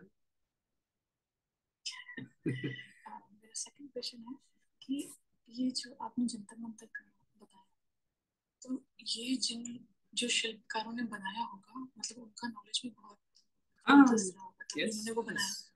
तो मतलब सब बच्चे मैथमेटिक्स और ये आर्किटेक्चर ये सब कुछ पढ़ते थे? क्योंकि मुझे एक बार बताया गया था कि जो टेम्पल्स क्रिएट करते थे शिल्पकार, वो शूद्र में आते थे। यस, हाँ, तो जो शूद्र होते थे ना, वो लोग कोई साधारण नहीं होते थे। शूद्र मतलब बहुत इंटेलिजेंट लोग हुआ करते थे, अच्छे अच्छे इंजीनियर होते थे वो। और ये मंदिर वंदिर बनाने का काम कोई ब्राह्मण नहीं करता है, वो लोग सिर्फ प्राण प्रतिष्ठा जानते हैं, मंत्र जानते हैं। तो बनाने का काम, जो आर्किटेक्चर जिसको हम लोग बोलते हैं, उसको शूद्र बोलते हैं। इसलिए मैं शूद्र नाम जोर जोर से लेके बोलता हूँ। लोगों को लगता हो, किसी किसी को कोई शूद्र जाति से होगा तो उसको बुरा भी लग सकता है, पर एक्चुअली लोगों को मालूम नहीं, जितना ही ब्राह्मण का वैल्यू उतना ही शूद्र का वैल्यू है। आप एक बात बताओ, धूप में 4 घंटे खड़े रह करके कौन सामान उठा करके 10वें माले पे लेके जा सकता है? ये तो हम लोग तो कर नहीं सकते, ये तो शूद्र ही कर सकते हैं। इसलिए भगवान ने कहा है, शूद्र मेरे चरणों से निकले हैं।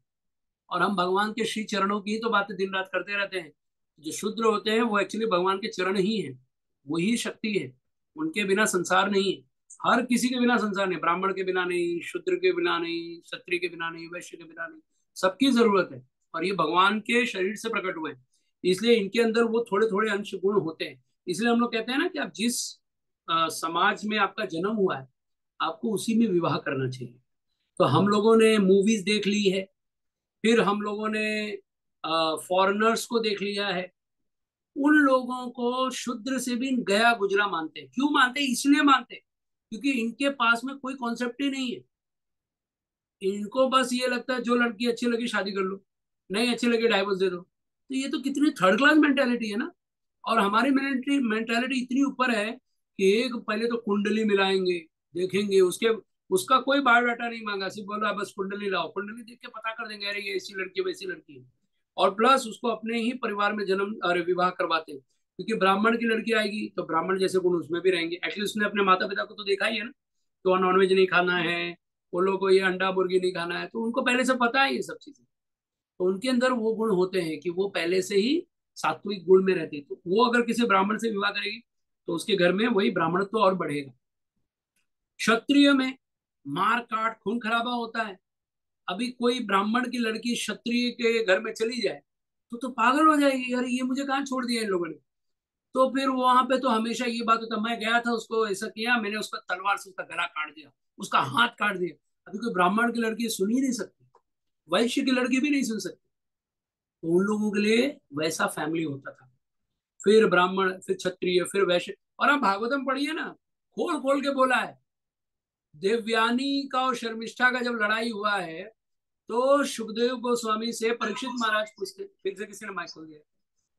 परीक्षित महाराज से सुखदेव गोस्वामी से परीक्षित महाराज बोलते हैं कि अरे तो ब्राह्मण की लड़की थी, फिर क्षत्रिय से कैसे शादी किया, ऐसा बोलते हैं। तो ये जो है ये सत्य है। अभी हम इस्कॉन में आने के बाद ब्राह्मण, क्षत्रिय, फिर फॉरनर, इंडियंस, ये सब करने लगे, जो प्रभुपाद जी ने पहले खंडन कर दी कि we are not this body, we are soul, ऐसा बोल करके खंडन कर दिया। पर क्लास वाइज प्रभुपाद जी भी तो बोलते हैं ना, ब्राह्मण का, क्षत्रिय का, चारों वर्णाश्रम धर्म की स्थापना प्रभुपाद ही तो चाहते हैं।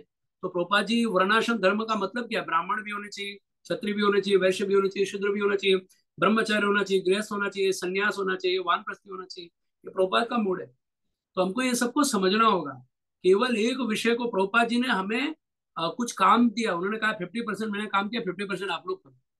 तो ये जो विवाह संस्कार या जो भी चीजें होती है वो संस्कार, जात पात और ये सब जो हम लोग बोलते हैं ना, ये एक्चुअली मैक्स मुलर आकर के उसने बिगाड़ दिया हम सब। उनको बताया कि तुम ब्राह्मण हो तो ब्राह्मण ही रहना चाहिए, तुम क्षत्रिय हो तो क्षत्रिय ही रहना चाहिए, ऐसा। वो कास्टिज्म जो बनाया है वो गलत किया। एक्चुअली ये हमारे यहाँ सिस्टम था, ब्राह्मण ब्राह्मण ही। अभी शूद्र जो है उसको मंदिर में जाने से मना किया जाता था। मतलब उसको ब्राह्मण लोग बोलते थे कि तुम मंदिर में एंट्री नहीं कर सकते। तो लोगों को लगा कि अरे ये शूद्र को नीचे गिराया जा रहा है, ये किया वो किया। पर आपको पता है शूद्र में बहुत सारे टाइप के शूद्र होते हैं। एक होता है जो ऐसे शूद्र होते हैं जो चमड़ा निकालते हैं। अब चमड़ा मतलब जानवर का चमड़ा निकालते हैं। अब उसको आप मंदिर में अलाउड करोगे क्या, क्या हाँ आओ अरे गले लगाओ, उसको आप लगा सकते हो क्या? आज भी आपके नीचे, घर के नीचे कचरा वाला आता है, आप उसको अपने घर के सोफे पे बिठा के दिखाओ, आप उसको बढ़िया से खाना खिलाओ, नहीं पॉसिबल है। जो शूद्र है, लेबर क्लास का व्यक्ति, उसको लेबर क्लास में ही रखा जाता है। पर उनका भी सम्मान है, उनका अपमान नहीं करना चाहिए। तो ये सारी चीजें सिस्टम थी और वो सिस्टम लोग फॉलो करते थे, इसलिए लोगों में शुद्धता पवित्रता बनी रहती थी। अब क्या हो गया, कोई भी खाना पकाता है, कोई भी जाके खा लेता है, बस पैसा दे देता है। तो ये जो मेंटेलिटी हमारे अंदर आई, इसीलिए हमारी बुद्धि ऐसे भ्रष्ट होती गई। तो इसीलिए ये सब जो हमारे समाज को बनाए रखने के लिए ही ब्राह्मण, क्षत्रिय, वैश्य ये सब बनाए गए। हम किस टॉपिक से स्टार्ट किए मैं भूल गया। हाँ, तो मैं वो पूछ रही थी कि जो शिल्पकार होते थे उनकी नॉलेज में yes yes yes, sorry sorry. तो शिल्प, टेम्पल्स। हाँ, तो इसलिए शिल्पकार वगैरह अपने अपने लेवल के होते थे और सब बहुत एजुकेटेड होते थे। हमारे यहाँ के सबसे बड़े बड़े साइंटिस्ट कौन होते हैं पता है? कुम्हार। किस टाइप का बर्तन बना करके उसमें भोजन करना, ये कुम्हार को पता रहता था। और कुम्हार को शूद्र बोलते हैं, तो उसको शूद्र नहीं बोले जाते। ये लोग सब बड़े बड़े साइंटिस्ट थे हमारे। कुम्हार हो गया, फिर शिल्पीकार हो गया, ये सब बहुत हाई क्लास के हैं। और आप देखिए विश्वकर्मा जी स्वर्गलोक में फेमस है ही। वो देवता हैं लेकिन वो शिल्पकार है, बहुत फेमस है वो। तो ऐसे लोग हैं जो समाज में बहुत कुछ कल्याण करते हैं, और इसके लिए समाज का ऐसे कैटेगरी बनाई गई। ठीक है। तो जस्ट फॉलोइंग क्वेश्चन, तो ये जो वर्ण व्यवस्था है ये सिर्फ धरती के लिए है, धरती के मनुष्य के लिए है, या जितने 14 प्लैनेटरी डिस्क हैं उनमें सब में फॉलो होता है? हाँ, तो मेन हम लोग जब मनुष्य योनि में आते हैं तो यहाँ चार वर्णों का लेवल होता है। पर जैसे जैसे हम प्लेनेट के ऊपर जाते हैं, हमारे जितने पुण्य कर्म, हमारा अंडरस्टैंडिंग किस लेवल का है, वैसे हम उस प्लेनेट पे जाने के बाद में वहां पर तय किया जाता है कि हम वहाँ किस क्लास में रहेंगे। जैसे स्वर्ग में जाने के बाद भी वहाँ सारे देवता हैं, तो वहाँ कोई शूद्र नहीं रहता, सब देवता होते हैं। देवता ब्राह्मण क्षत्रिय वैश्य से ऊपर ही होते हैं। और उनमें भी कोई ब्राह्मण गुरु होते हैं जैसे बृहस्पति। तो ये लोग सब बहुत पावरफुल पर्सनालिटीज होती हैं। पर इनका लेवल ब्राह्मण से भी अच्छा खासा होता है। तो ब्राह्मण जो स्वर्ग पृथ्वी लोक के होते थे, वे लोग बहुत पावरफुल होते थे, तो देवता लोग भी उनसे डरते थे। और देवता लोग उनके हिसाब से चलते हैं, देवता से जो देवता लोग होते हैं ब्राह्मण लोग उनके साथ डील करते थे। मैं आपको एक बेसिक रूल बताता हूँ। देवता जो होते हैं मंत्रों के अधीन होते हैं, मंत्र ब्राह्मणों के अधीन होते हैं, ब्राह्मण यजमान के अधीन होते हैं। यजमान मतलब जो पूजा पाठ कराते हैं। तो अगर कोई यजमान चाहता है कि पूजा करानी है तो ब्राह्मण को संपर्क करेगा, तो ब्राह्मण आएगा तो क्या पढ़ेगा, मंत्र पढ़ेगा, और जब मंत्र पढ़ते हैं तो देवता आते हैं। तो इसलिए ये कनेक्शन है। लेकिन जैसा आपने सवाल पूछा कि क्या वहां पर भी ब्राह्मण क्षत्रिय होता है, तो वहां पर ब्राह्मण क्षत्रिय नहीं होते। फिर भी एक एंगल से क्षत्रिय और ब्राह्मण, जैसे इंद्र को क्षत्रिय माना जाता है, बृहस्पति को ब्राह्मण माना जाता है, ऐसा एक एंगल है। पर वहां पे वर्ण व्यवस्था में, अब वहां कौन शूद्र है क्या, तो विश्वकर्मा जैसे को बोल सकते हैं कि वो शूद्र भी हो सकते हैं। तो ऐसे बहुत सारे लेवल हैं, और उनका कैटेगरी हमसे अलग है, और हम उनको डायरेक्ट डिक्लेयर नहीं कर सकते कि ये क्षत्रिय है, ये ब्राह्मण है, ऐसा नहीं है। यहाँ पर वर्ण व्यवस्था है, वहां पर वर्ण व्यवस्था उनका देवलोक का अलग चलता है, तो उसको थोड़ा सा जज कर पाना आसान नहीं है, थोड़ा डिफिकल्ट जी। होता है। एक चीज और बताई थी माता जी ने, जब उन्होंने मुझे ये बताया कि शिव शिव का थे वो भी शूद्र होते थे, उन्होंने ये बताया था जो सैलरी बेस्ड काम करते हैं अभी, दे आर शूद्र अभी के टाइम में। तो अ, अभी के टाइम में भी जितने भी बड़े बड़े साइंटिस्ट और ये सब हैं, सभी सैलरी बेस्ड काम ही कर रहे हैं। हम्म। तो हम अ, सभी शूद्र कैटेगरी में आते हैं, राइट? हाँ हाँ, डिपेंड आप क्या काम कर रहे हो। आईटी वाले और को मतलब शूद्र नहीं जॉब बोलते जो हम लोग। अ, हाँ, जो जो ये उन्होंने आपने बात जो बताई वर्ड थी कि बोला जो ना, सैलरी लेते हैं। यस यस, जो सैलरी लेते हैं उसको शूद्र बोलते हैं, ये बात सही है। ओके। जो तो यहाँ सैलरी मतलब देते बड़े बड़े हैं डॉक्टर्स वो वैश्य नर्सेस हैं। सब सैलरी लेते हैं। नहीं नहीं, डॉक्टर्स ब्राह्मण में भी आते हैं, जो जैसे वैद्य वो ब्राह्मण में आते हैं, डॉक्टर्स ब्राह्मण में आते हैं। और ये जो आईटी सेक्टर है आज के युग में, अभी ये तो कहीं शास्त्र में लिखा नहीं, पर आईटी सेक्टर जो होता है ये भी ब्राह्मणों वाला है, लेकिन अगेन जो सैलरी लेता है वो शूद्र वाला काम है। जो शूद्र किसे कहते हैं, जो पहले पैसे की बातें करता है और फिर कार्य करता है। वैश्य जब कुछ बेचता है तो पैसा बोल करके बेचता है, लेकिन आप उसको पैसा तभी दो जब आप सामान ले लो, तब पैसा। क्षत्रिय युद्ध करता है, युद्ध करने के बाद जीत गया तो उसको पैसा मिलता है, हार गया तो उसको कुछ नहीं मिलता। और ब्राह्मण जो पैसे का जिसको पड़ी नहीं है उसको ब्राह्मण बोलते हैं। ये लेवल है हाई क्लास ब्राह्मण, इसलिए ब्राह्मण बहुत पूजनीय है। अभी ब्राह्मण भी वही हो गए, शूद्र से कम नहीं। बता दे हमारा इतना तो कॉस्ट है, आपको देना ही पड़ेगा। और अच्छा नहीं बोले तो लोग कम कम देते, थोड़ा थोड़ा देते, तो बेचारा ब्राह्मण भी मरेगा। तो अब बोले नहीं तो मिले नहीं, और बोल दिया तो ब्राह्मण नहीं। तो एक्चुअली सच बात तो यही है कि ब्राह्मण को कभी पैसे की बातें नहीं करनी चाहिए, ब्राह्मण से कोई पैसे का लेना देना नहीं होता। जो हाथ में आ गया वो। तो पहले के यजमान भी बड़े क्वालिफाइड होते थे, तो उनको पता होता था भाई ब्राह्मण आए, लोग स्वर्ण दान करते थे। अभी 1 ग्राम में सोना अगर किसी को बोलते पूजा में ये लगेगा, तो बोलता है प्रभु जी चांदी चलेगा क्या? तो अब ऐसी जगह पर पैसों की डील करनी पड़ती है, लेकिन एक्चुअली आइडियल आइडियल ब्राह्मण वही है जो कभी पैसा नहीं मांगता। आइडियल क्षत्रिय जो होते हैं वो युद्ध करने के बाद, इसलिए देखो जनरली जब क्षत्रियों की डिफेंस में जब किसी का सैनिक का मृत्यु हो जाता है तो उसको जमीन दिया जाता है, पेट्रोल पंप दिया जाता है, बहुत कुछ बेनिफिट दिया जाता है उसको, क्योंकि उसने अपना जीवन दिया है देश के लिए। उसको बदले में भी बहुत कुछ मिलता है। तो इसलिए क्षत्रिय जो राजा हुआ करते थे, उनके सैनिक या सेनापति या सैनिक के अंदर में बहुत टाइप के सैनिक होते थे, उन सबको उस कैटेगरी के हिसाब से उनको बेनिफिट दिया जाता था। और वो राजा कभी देता था, ऐसा तुरंत नहीं देता था। वो बोलता था चलो अभी युद्ध करना है, तो भोजन पानी की व्यवस्था सब लोग करते रहते हैं। वो खेती वेती दे देते हैं, खेती वेती करते रहते हैं। तो क्षत्रिय का भी खेती होता है, वैश्य का भी खेती होता है, शूद्र का भी खेती होता है।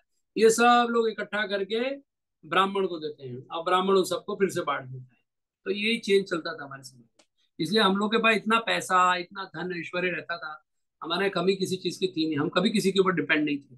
इवन हम आज भी किसी के ऊपर डिपेंड नहीं। ये तो जो इकोनॉमिक्स लाया गया हमारे भारत में, वो जब देश विदेश लूट पाट ये सब बहुत कुछ हुआ हमारे देश में, तब जाकर के हमारा इकोनॉमिक नीचे गिर गया। अदरवाइज हम लोग अपने में बहुत सक्षम थे। पर वही होता है, हम लोग एक दूसरे से ईर्ष्या इतना करते हैं कि बस हमारे अंदर जलन है कि वो पहले मरे फिर मैं सुखी हो जाऊंगा। तो उस कैटेगरी के कारण ही ये कलयुग का प्रभाव बहुत बड़ा, और जिस कारण से आज हमारी ये स्थिति कि हम लोग भीख मांगने की नौबत पे आए। अभी भगवान ने थोड़ा अच्छा राजा भेजा है तो हमारा थोड़ा ग्रोथ हुआ है, नहीं तो बहुत हालत खराब थी हमारे देश की। यस।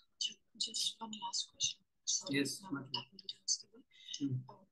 तो जैसे प्रभुपाद ने बताया जो अर्निंग है उसका 50% हमको वापस सेवा में लगाना चाहिए। तो वैसे कुछ कुछ हमको अमाउंट अगर पता हो, जैसे हम किसी ब्राह्मण को अपने घर में इनवाइट करते हैं, जस्ट फॉर आइडिया कि कभी किसी को बुलाएं तो हम उनका अनजाने में भी अनादर नहीं करें उनको, क्या क्या करेक्ट अमाउंट होना चाहिए जो हमें उनको भेंट करना चाहिए? इसके लिए कौन से एक महाराज थे, पता नहीं उनका नाम मैं भूल गया, उन्होंने ये इसके ऊपर बोला। ये सेम ऐसा सवाल एक किसी ने पूछा था महाराज को कि महाराज दान किस कैसे देना चाहिए कि लोग संतुष्ट हो। तो महाराज ने एक आंसर दिया, शायद से फॉरनर कोई महाराज थे, उनका नाम मैं भूल गया, अभी याद नहीं आ रहा, चलो नाम जाने दो। तो महाराज ने बहुत अच्छे वर्ड बोले। महाराज ने कहा कि अ, जब आप दान करते हो तो आपको दान देते समय दर्द होता हो। जब आप दान देते हो तो आपको दुखे कि यार कुछ ज्यादा नहीं दे रहा हूं मैं, तो वो हिसाब का दान होता है। अगर आपको जैसे 500 1000 रुपए दान देना अगर आपके लिए कोई बड़ी बात नहीं है, तो इसका मतलब आपने कुछ दान नहीं किया। आपने 10,000 किया, 20,000 किया, इसका मतलब आपने दान किया, क्योंकि दुखा यार ये कुछ ज्यादा नहीं हो रहा है। तो ऐसे दान करना चाहिए। और ब्राह्मणों को ऐसे ही लोग दान करते थे पहले, इसलिए ब्राह्मण को कुछ जरूरत नहीं पड़ती थी। उसका एक ही काम होता था, बस सोचना है सोचना है सोचना है। अभी आज के युग में हम भी ब्राह्मण हैं, ब्राह्मण कार्य करते हैं, तो हमारी इंटरनेशनल सोसाइटी में डिवोटीज हमें बहुत पैसा देते हैं। इस कारण से हम लोग का लाइफ में बस एक ही पर्पस है कि बस हमें रिसर्च करना है और काम करना है। लेकिन पैसा देते हैं, लेकिन पैसा कब देते हैं, जब हम उनके यहाँ जाते तो पैसा मिलता है। पर एक्चुअली ब्राह्मण को पालता था पूरा समाज मिलकर। वो ऑफिस जाए नहीं, मतलब वो किसी के यहाँ पूजा कराए या ना कराए, उसके घर में खुद ब खुद लोग ला करके दे देते थे। तो उसके घर में अन्न आ गया, सब आ गया, तो क्या जरूरत है कुछ जॉब करने का, काम करने का। तो थोड़ा फ्री भी रहता था, लोगों को हेल्प भी करता था। अभी यहाँ पर ऐसा है कि काम करो तो पैसा मिलेगा, नहीं करो तो पैसा नहीं मिलेगा। तो फिर दौड़ना पड़ता है दिन रात दिन रात दिन रात, क्योंकि पैसा चाहिए, इतना महंगा है। अच्छा लाइफ जीने के लिए बहुत पैसा लगता है। तो सोसाइटी को, ब्राह्मण को लोग संभालते थे, इसलिए ब्राह्मण, जैसे आज के समय में हम ब्रह्मचारी को मंदिरों में, ब्रह्मचारियों को संभालता है मंदिर। और ब्रह्मचारी कैसे संभालते हैं, डोनेशन से। आप जो डोनेशन देते हो उससे ब्रह्मचारी लोगों का हेल्प होता है। पर अभी हम जैसे लोग जो अगर ब्राह्मण बन करके अगर फुल्ली डिपेंड हो जाए सोसाइटी पर, तो भी हमें खुद ब खुद बहुत मेहनत करना पड़ता है, तब जाकर के काम मिलेगा, पैसा मिलेगा, तो जाके होगा। और पहले सोसाइटी में ऐसा नहीं होता, जो ब्राह्मण होता तो उसको मिल जाता था। तो ये जो सोच है दान करने की, वो इतना ही होना चाहिए कि शास्त्रों में लिखा है, यथाशक्ति व्यवहारिक द्रव्य दाने न। जो यथाशक्ति आपकी जो कैपेसिटी है और जो समाज में चलता है, और द्रव्य यानी पैसा, वो दान, लिक्विड मनी बोलते हैं उसको, द्रव्य दान है ना। तो ये जब हम करते हैं तो ही कोई संतुष्ट होता है। तो बेसिकली अगर आप इंडिया में हो तो 5,000 10,000 रुपए ऐसे कोई भी ब्राह्मण आता देते हो तो वो एक्चुअली संतुष्ट होता है। मतलब अब आपको लगेगा कहीं मैं अपना लेवल तो नहीं बता रहा, हमारा लेवल और महंगा है। तो मतलब इतना बेसिक है कि 2,000 5,000 से ऊपर ही कभी भी आप देते हो। और अगर आप अदर कंट्रीज में हो तो वहाँ डॉलर्स में किसी को $500 $600 अगर मिलता है तो वो बहुत खुश हो जाते हैं। और अगर आप मिडल ईस्ट में हो तो 1,000 दिरहम दिया तो खुश हो जाते हैं। 500 दिरहम में ठीक है। तो मतलब एक आध बार में अगर आप देते हो तो इतना अमाउंट देते हो तो इनको एक्चुअली संतुष्टि होती है। अदरवाइज बहुत मुश्किल होता है। मतलब अल्टीमेट जो मैं नंबर बोल रहा हूँ ना, वो 15 20 हजार 10,000 का ही नंबर है आज के युग का। तो ये 11,000 21,000 51,000 ये एक आइडियल अमाउंट होता है जो आप किसी को भी देते हो तो संतुष्ट होते हैं। पर ये बहुत कम लोग समझ पाते हैं कि इतना दान करना चाहिए। लोगों को लगता है नहीं, 500 दे दिए तो बहुत हो गया, 2,000 दे दिए, इंडिया की बात कर रहा हूँ, तो उनको लगता है कि इतना ही हो रहा। तो उसकी वजह से ना ब्राह्मण लोग चिढ़ते हैं। और एक बार भक्ति विद्यापुर महाराज मायापुर में, उनको किसी ने सवाल पूछा कि महाराज जब कोई दक्षिणा कम देता है तो क्या करना चाहिए। क्योंकि ऐसा होता है, बहुत सारे लोग कम देते हैं तो लोगों को बड़ा बुरा लगता है ब्राह्मणों को, तो क्या करना चाहिए। तो महाराज बोलते दूसरी बार जाने का ही नहीं भाई ये। फिर लेकिन कोई बोलता है लेकिन अगर उसको पता ही ना हो तो कितना देना, तो क्या करें। तो बोला, तो महाराज बोले तो फिर मांगो उससे, बताओ उसको कितना देना चाहिए तुम्हें ब्राह्मण को, ब्राह्मण के नाश मनी। तो ऐसा लेवल बनता है। थैंक यू माता जी ये प्रश्न पूछने के लिए। जस्ट वन मोर थिंग, तो अगर कोई बाहर से आ रहा है तो उनका ट्रैवल एक्सपेंस भी बेयर करना चाहिए? वो बेयर करना आपको चाहिए, यस, वो तो बहुत इंपॉर्टेंट है। अगर आप ट्रैवल, मेन है ट्रैवल एक्सपेंस, और प्लस है उनकी दक्षिणा। और उसको काउंट नहीं करना चाहिए कि भाई हमने इनको ट्रैवल दिया तो हम इसमें से उनको कम करके देंगे। नहीं, वो एक अमाउंट फिक्स करिए जो भी आपका एक्सवाइजेड अमाउंट देना आपको, और प्लस उनका ट्रैवल एक्सपेंस, बट ऑब्वियस है वो आपके ऊपर डिपेंड है कि आ रहे हैं, तो वो उनको देना चाहिए। सर ये सिर्फ लक्ष्मी ही रहती है या कुछ गिफ्ट्स भी होते हैं? डिपेंड्स। सबसे अच्छा है वस्त्र दान करना चाहिए, बट वो भी जो वो यूज करे वैसा दान दीजिए। जनरली लोग, अब मैं कुछ प्रैक्टिकल बातें बता देता हूँ, मैं अपने लिए नहीं बता रहा हूँ, सो प्लीज आप लोग उसको दिल पे मत लेना, पर मैं अपना दुख भी बता रहा हूँ थोड़ा सा। होता यह है कि लोग हमें वस्त्र दान कर देते हैं, साड़ियां दे देते हैं, भाई ब्राह्मणी है, मेरी भी पत्नी है, तो दे तो देते हैं लेकिन वो यूज नहीं होता है, वो इतना लो क्वालिटी का देते हैं। यहाँ पर आज भी हमारे इंडिया में आप कोई शॉप में जाइए, उनको बोलिए कि हमको धोती चाहिए, साड़ी चाहिए, तो बोलता है किसको दान देना है क्या तुमको, तो ये हल्का वाला है, 100 रुपया 200 रुपये वाला है, ये चाहिए आपको। तो कोई कोई आता है बिरला जो बोलता है कि नहीं हमको महंगा वाला दो, अच्छा वाला दो। तो ऐसा है, तो आप क्वालिटी वाइज जो उनको यूज हो सकता है, जो हमारे मंदिरों में जनरली यूज करते हैं, उनको पूछना चाहिए आप कपड़ा पहनते हैं तो आप कौन सा टाइप का पहनते हैं, तो वो आप उनको दीजिए। व्हाइट कलर ही दीजिए, सबसे बेस्ट होता है, क्योंकि वो सबको यूज होता है। और माताओं को देना है तो साड़ी देना चाहिए उनके ब्राह्मणी को, अगर, या कोई भी माता जी हमारे घर आती हैं, अगर उन्होंने हमारे घर में कुछ सेवा की है, तो बदले में वस्त्र दान सबसे बेस्ट दान होता है। इससे पितृ लोग खुश होते हैं, इससे लक्ष्मी का सौभाग्य आता है, इससे हमारे जीवन में ऐश्वर्य बढ़ता है, केवल एक वस्त्र दान करने से। ऐसे बहुत सारे बेनिफिट है, हर चीज का दान का महत्व है। अन्न दान किया तो उसका बेनिफिट है, स्वर्ण दान किया तो उसका तो बहुत सारा बेनिफिट है। तो जिसका जो कैपेसिटी है वैसा दान करना चाहिए, लेकिन पैसे के अलावा अगर आपको कुछ देना है तो वस्त्र सबसे बेस्ट होता है। वस्त्र के अलावा आप कुछ भी यूज हो सकता है, मोबाइल दे दो, आईपैड दे दो, आईफोन दे दो, मजा करो, ठीक है। तो ये सब डिपेंड करता है जिसका जो कैपेसिटी है। जी तो ये जो स्वर्ण दान होता है ये सब ब्राह्मणों को ही दिया जाता है या फिर गेस्ट ऑफ ऑनर को? नहीं नहीं, गेस्ट को नहीं देना चाहिए, स्वर्ण दान सिर्फ ब्राह्मणों को करिए, क्योंकि गोल्ड मिलता है तो दिमाग चकराने लगता है लोगों का। गोल्ड ब्राह्मण को दीजिए क्योंकि वो पचा सकते हैं। बाकी गोल्ड में भी आप ब्रह्मचारी को मत दीजिए, जो गृहस्थ होते हैं और वो अगर ब्राह्मण है तो उनको दे सकते हैं, क्योंकि उनको यूज होगा। लेकिन वो सिर्फ ब्राह्मण को ही स्वर्ण दान कहा गया है, बाकी किसी को स्वर्ण दान कभी नहीं करना चाहिए। क्योंकि जैसे अगर आप ब्रह्मचारियों को देते हो तो वो तो क्या करेंगे, मंदिर में दे देंगे, तो एनीवे आपका यूज हो जाएगा, लेकिन वो धन का यूज उनको नहीं होगा, वो मंदिर को देंगे, भगवान को होगा। और कभी कभी क्या होता है, लोग इधर उधर गायब भी कर देते हैं, तो ऐसे भी बहुत चीजें होती हैं। तो बेटर ऑप्शन है किसी ऐसे व्यक्ति के हाथ में जो एक्चुअली उसको यूज करे। पैसा दो मंदिर में, आप डोनेशन दो, सबसे बेस्ट है कि मंदिर के अकाउंट में जाता है, वो पूरा डायरेक्ट अकाउंट में जाता है, तो उसमें कोई हेरफेर नहीं कर सकता है। चीजें जो होती हैं वो हेरफेर हो जाती है। अभी हमारे राधा राजबिहारी मंदिर में हमारी खुद की गौशाला है, जिसमें 1,000 से ज्यादा गायें हैं, तो वहां की शुद्ध घी वहां से आती है, जिसका कॉस्ट यहाँ पर हम मंदिर में बेचते हैं 3,500 रुपए किलो। पर हमारे मंदिर में हम लोग भगवान को वो वाला घी नहीं खिलाते, क्योंकि कुछ ना कुछ भक्त लोग होते हैं जो थोड़ा इधर उधर हाथ मार देते हैं, तो मंदिर का बहुत लॉस होता है उसमें, कि इतना महंगा महंगा घी लोग गायब कर देते हैं, और मुझसे तो बोलते हैं अरे हमने तो लगाया तो पता नहीं कहाँ गया। अभी कितना कैमरा लगाएंगे, कितना किसको लगाएंगे, तो पकड़ना मुश्किल है लोगों का। तो इसलिए मंदिर में आप डोनेशन देना है तो धन दीजिए, ब्राह्मणों को देना है तो कुछ स्वर्ण, अगर आपकी कैपेसिटी है, अगर आप देना चाहते हो तो दे सकते हैं। यस। कोई शांत हो जाता है तो गौदान कर सकता है। हाँ, लेकिन तो गौदान गौदान वहां किसको करना करते हैं? चाहिए जहां गाय की रक्षा होती है, तो ही वहीं गौदान करना चाहिए। गौदान में ब्राह्मण को किया जाता है, लेकिन वो ब्राह्मण गाय अगर सेवा करता है या किसी को वो गाय डोनेट कर रहा है एक्चुअली, जीता जी गाय लेकर के, तो फायदा है वो गाय डोनेशन का। अदरवाइज आपने सिर्फ गाय के नाम का कुछ डोनेशन दे दो तो भी चलेगा, ब्राह्मण को दे दिया, कुछ पैसे दे दिए कि गौदान हमारी तरफ से ले लीजिए, तो ब्राह्मण को क्या करना चाहिए, वो लेना चाहिए और वो गाय को देना चाहिए। ब्राह्मण का भी काम है दान देकर ऐसा।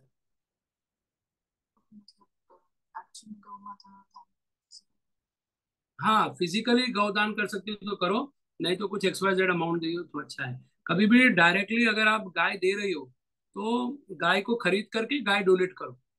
ऐसा मत बोलो कि मैं गाय डोनेशन कर रही हूँ, तो वो लोग क्या करते हैं, गाय डोनेशन के नाम पे पैसा ले लेते हैं। पैसा लेने से गाय के चारा में ही यूज हो रहा है, गाय क्यों ही यूज हो रहा है, नो डाउट। पर आपने जो गौ दान किया वो एक्चुअली दान किया क्या गाय का। अभी जैसे हमारे यहाँ पे ये थोड़ा ये डिस्कशन करने जैसा पार्ट है। आप लोगों के आगे रखता हूँ मैं ये विषय, क्योंकि बहुत सारा पैसों की वजह से ना बहुत चीजें बिगड़ती हैं हमारे समाज में। अभी हमारे जगह मंदिरों में भी या कहीं पर भी अनेकों वे से पैसा मांगते हैं। कोई बोलता है काउ डोनेशन दो, कोई बोलता है बुक डिस्ट्रीब्यूशन के लिए डोनेशन दो, कोई बोलता है मंदिर भगवान के श्रृंगार के लिए डोनेशन दो, कोई बोलता है अन्नदान करो। तो जो पैसा जिस पर्पस के लिए लिया जा रहा है उस पर्पस में यूज होना चाहिए।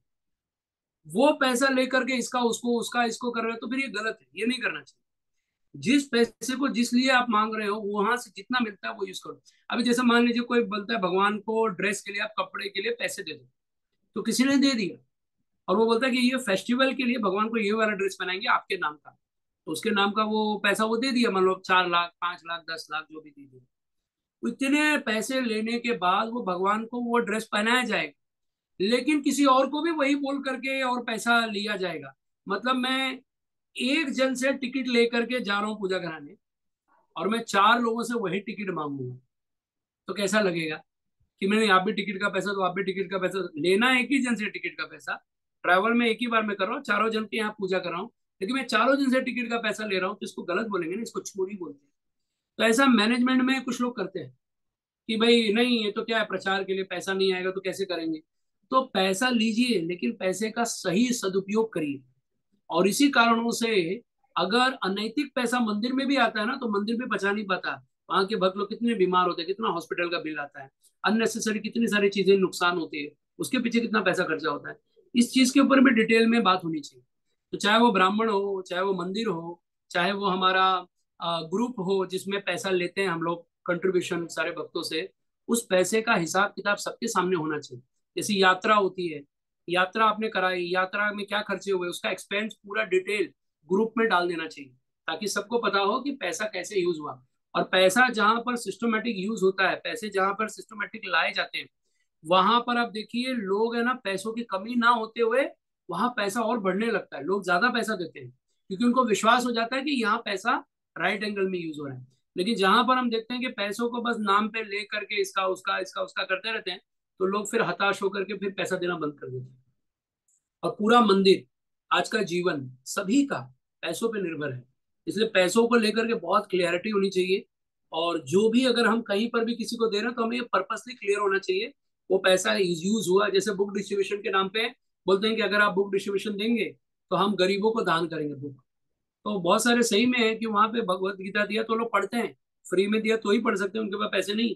पर हमारे यहाँ सिस्टम ऐसा है कि पैसा ले तो लेते हैं, फिर उनसे भी कहते हैं कि नहीं आप पैसा दो करके, तो ये गलत है ना। तो ऐसी सब चीजें ठीक नहीं करते हैं, तो वो फिर उसके लिए एक ही आंसर दे देते हैं कि भाई ये तो प्रचार है, भगवान की सेवा के लिए ऐसे ऐसे डोनेशन कलेक्शन करते हैं हम। But it's not good. जो अगर आप भगवान के नाम पे पैसा मांग रहे हैं तो भगवान के लिए यूज करिए। आप गौ सेवा के लिए मांग रहे हैं तो गाय की सेवा में लगाइए उसको।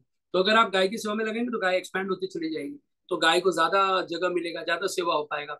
और वो पैसा निकाल के यहाँ कम पड़ रहा है तो इसके अकाउंट में डाल दिया, यहाँ कम पड़ रहा है तो उसके अकाउंट में डाल दिया। गाय को चलो हम बाद में देख लेंगे, मतलब चारा तो मिलेगा लेकिन एक्सपैंड नहीं होगा वो फिर वो जगह। तो ये एक्सपैंड के लिए पैसा मांगते हैं तो उसको करना चाहिए। तो पर्पसली आपका पैसा कहाँ जा रहा है आपको उसके ऊपर बोलते हैं ना वॉच करके ही देना चाहिए। जैसे अगर आप ब्राह्मण को दान कर रहे हो तो पहले ये पता करो वो ब्राह्मण सही है कि नहीं, वो सच में 4 नियम का पालन करता है, अच्छे से विधि से जीवन जीता है कि नहीं। अगर पता चला आपने पैसा दिया और मैं ले जाके बढ़िया मस्त खा पी के ऐश कर रहा हूँ, तो आपने मुझे वो फैसिलिटी दे दी जिससे मैं वो पाप करूंगा। तो इसलिए सोच समझ के दान करना चाहिए, यथाशक्ति व्यवहारिक कद्र पिदाने ना। लेकिन साथ में ये भी देखना चाहिए कि हम कहाँ दे रहे हैं, किसको दे रहे हैं, और इस व्यक्ति को देने योग्य है तो दीजिए। और खूब दान करना चाहिए। आपके लाइफ का जितना आप दान करोगे अगले जीवन में आपको उतना ही फैसिलिटी मिलेगी। अगर आप अच्छे घर में रह रहे हो, अच्छा कपड़ा पहन रहे हो, अच्छा खा रहे हो, तो ये आपने पूर्व जन्म में दान किया इसलिए मिल रहा है। ये आपने अभी मेहनत करने से नहीं मिलता। मेहनत तो इधर भी कितने लोग कर रहे हैं, पर आपको इसलिए मिल रहा है क्योंकि आपने दान किया है। तो भगवान उसको खूब डबल तिबल करके देते हैं। जैसे अक्षय तृतीया के दिन लोग सोना खरीदते हैं, पर अक्षय तृतीया के दिन एक्चुअली दान करना चाहिए स्वर्ण। अक्षय दान हो जाता है, स्वर्ण दान। ऐसे दान का विशेष भगवत गीता में भी खूब लिखा है, 17 अध्याय में पढ़ना चाहिए और वैसे डोनेट करना चाहिए। तो ओके। अगर कोई ब्राह्मण नहीं हो तो हम गौशाला में भी गौ माता। हाँ, जहाँ पर गाय को एक्चुअली प्रोटेक्ट करते हैं वहाँ गोदान करिए। आप वहाँ पर्सनली विजिट करना चाहिए। सिर्फ इंटरनेट पे देख लिया, किसी से फोन पे बात कर लिया, और आपने जाके जाके पैसा दे दिया, तो लोग बहुत मिसयूज कर रहे हैं पैसों का, हम लोग देख रहे हैं। और इस बात का हमें एक्चुअली, हमारी ही सोसाइटी में ऐसा हो रहा है, सब पैसों को लेकर के बहुत ठगा जा रहा है, बहुत स्कैम हो जाते हैं। ये सब ठीक नहीं है। इसके लिए हमें जागरूक होकर के पैसा देना चाहिए। सिस्टमेटिक आप पैसा दीजिए, आप आपका पैसा है, आपने वो फैसिलिटी अगर हमें दे दी, एक बार पैसा आपने दे दिया, अब आपका कंट्रोल खत्म हो गया, अब मेरे हाथ में आ गया, अब मैं उसका अच्छा यूज करूं तब तो अच्छी बात है। अब आपने गाय के नाम पे पैसा दिया और मैं ले जाके अपने घर में खा रहा हूँ, मेरे घर का कर्जा और लोन भर रहा हूँ, मेरे घर में वो दीवार टूटा था वो बनवा रहा हूँ, ये तो चोरी हुई ना गाय के नाम पे। तो मैं अगर मांग के लेता हूँ कि माता जी मुझे पैसा दीजिए, मुझे मेरे घर बनानी है, तो आपकी इच्छा के ऊपर निर्भर करता है कि आपको, यहाँ भाई ब्राह्मण है, मेरी इतनी कैपेसिटी, मैं इतनी दे सकती हूँ, तो आप दे दीजिए। पर उसने ये ना बोल करके बोला कि नहीं गाय के लिए दीजिए माता जी, और मैं गया आपसे गाय के नाम पे पैसा लिया और जाके अपना घर बनवा लूँ। सो इट्स नॉट गुड, ये चोरी बोलते हैं इसको। और गाय के नाम पे कभी नहीं करना चाहिए, जो लोग कर रहे हैं आजकल हमारे यहाँ पर। और इस बात से मेरे को बहुत खून खोलता है मेरा इस बात के लिए, क्योंकि हमारी गाय माता है, वो माँ है, माँ का भोजन तुम लोग छीन ले रहे हो, सिर्फ ये बोल करके कि मैं सेवा कर रहा हूँ, प्रचार कर रहा हूँ, दैट्स नॉट गुड। और ऐसा एक जगह नहीं हो रहा है, कई जगह हो रहा है, हम लोग ने आंखों से देखा है। और बहुत बड़ा दर्द है, मतलब गुस्सा भी है, दर्द भी है। और क्या बोले, अपने ही लोग हैं, अब उनको मार पीट तो नहीं सकते, उनको हटा नहीं सकते, तो उनको बोलते भाई ये सब काम मत करो। और वही लोग बहुत परेशान भी रहते हैं, उनके घर में ही भक्त होकर के भी इतने झगड़े, झंझट, जेल जाना, लीगल केस, बहुत कुछ होता है भक्तों के ऊपर, और इसीलिए होता है। सब नहीं करना चाहिए। तो ये संस्कार के विषय में ये भी एक पार्ट है, और बहुत अच्छा लगा माता जी आपने इस विषय को थोड़ा हवा दिया। थैंक यू, आपने बहुत अच्छे से आंसर किया है सबको। सॉरी मैं मेरे से बहुत सा टाइम खा लिया। नहीं नहीं, नॉट मेरा एन इशू। क्वेश्चन नहीं है। हरे कृष्ण। यस सूरज प्रभु।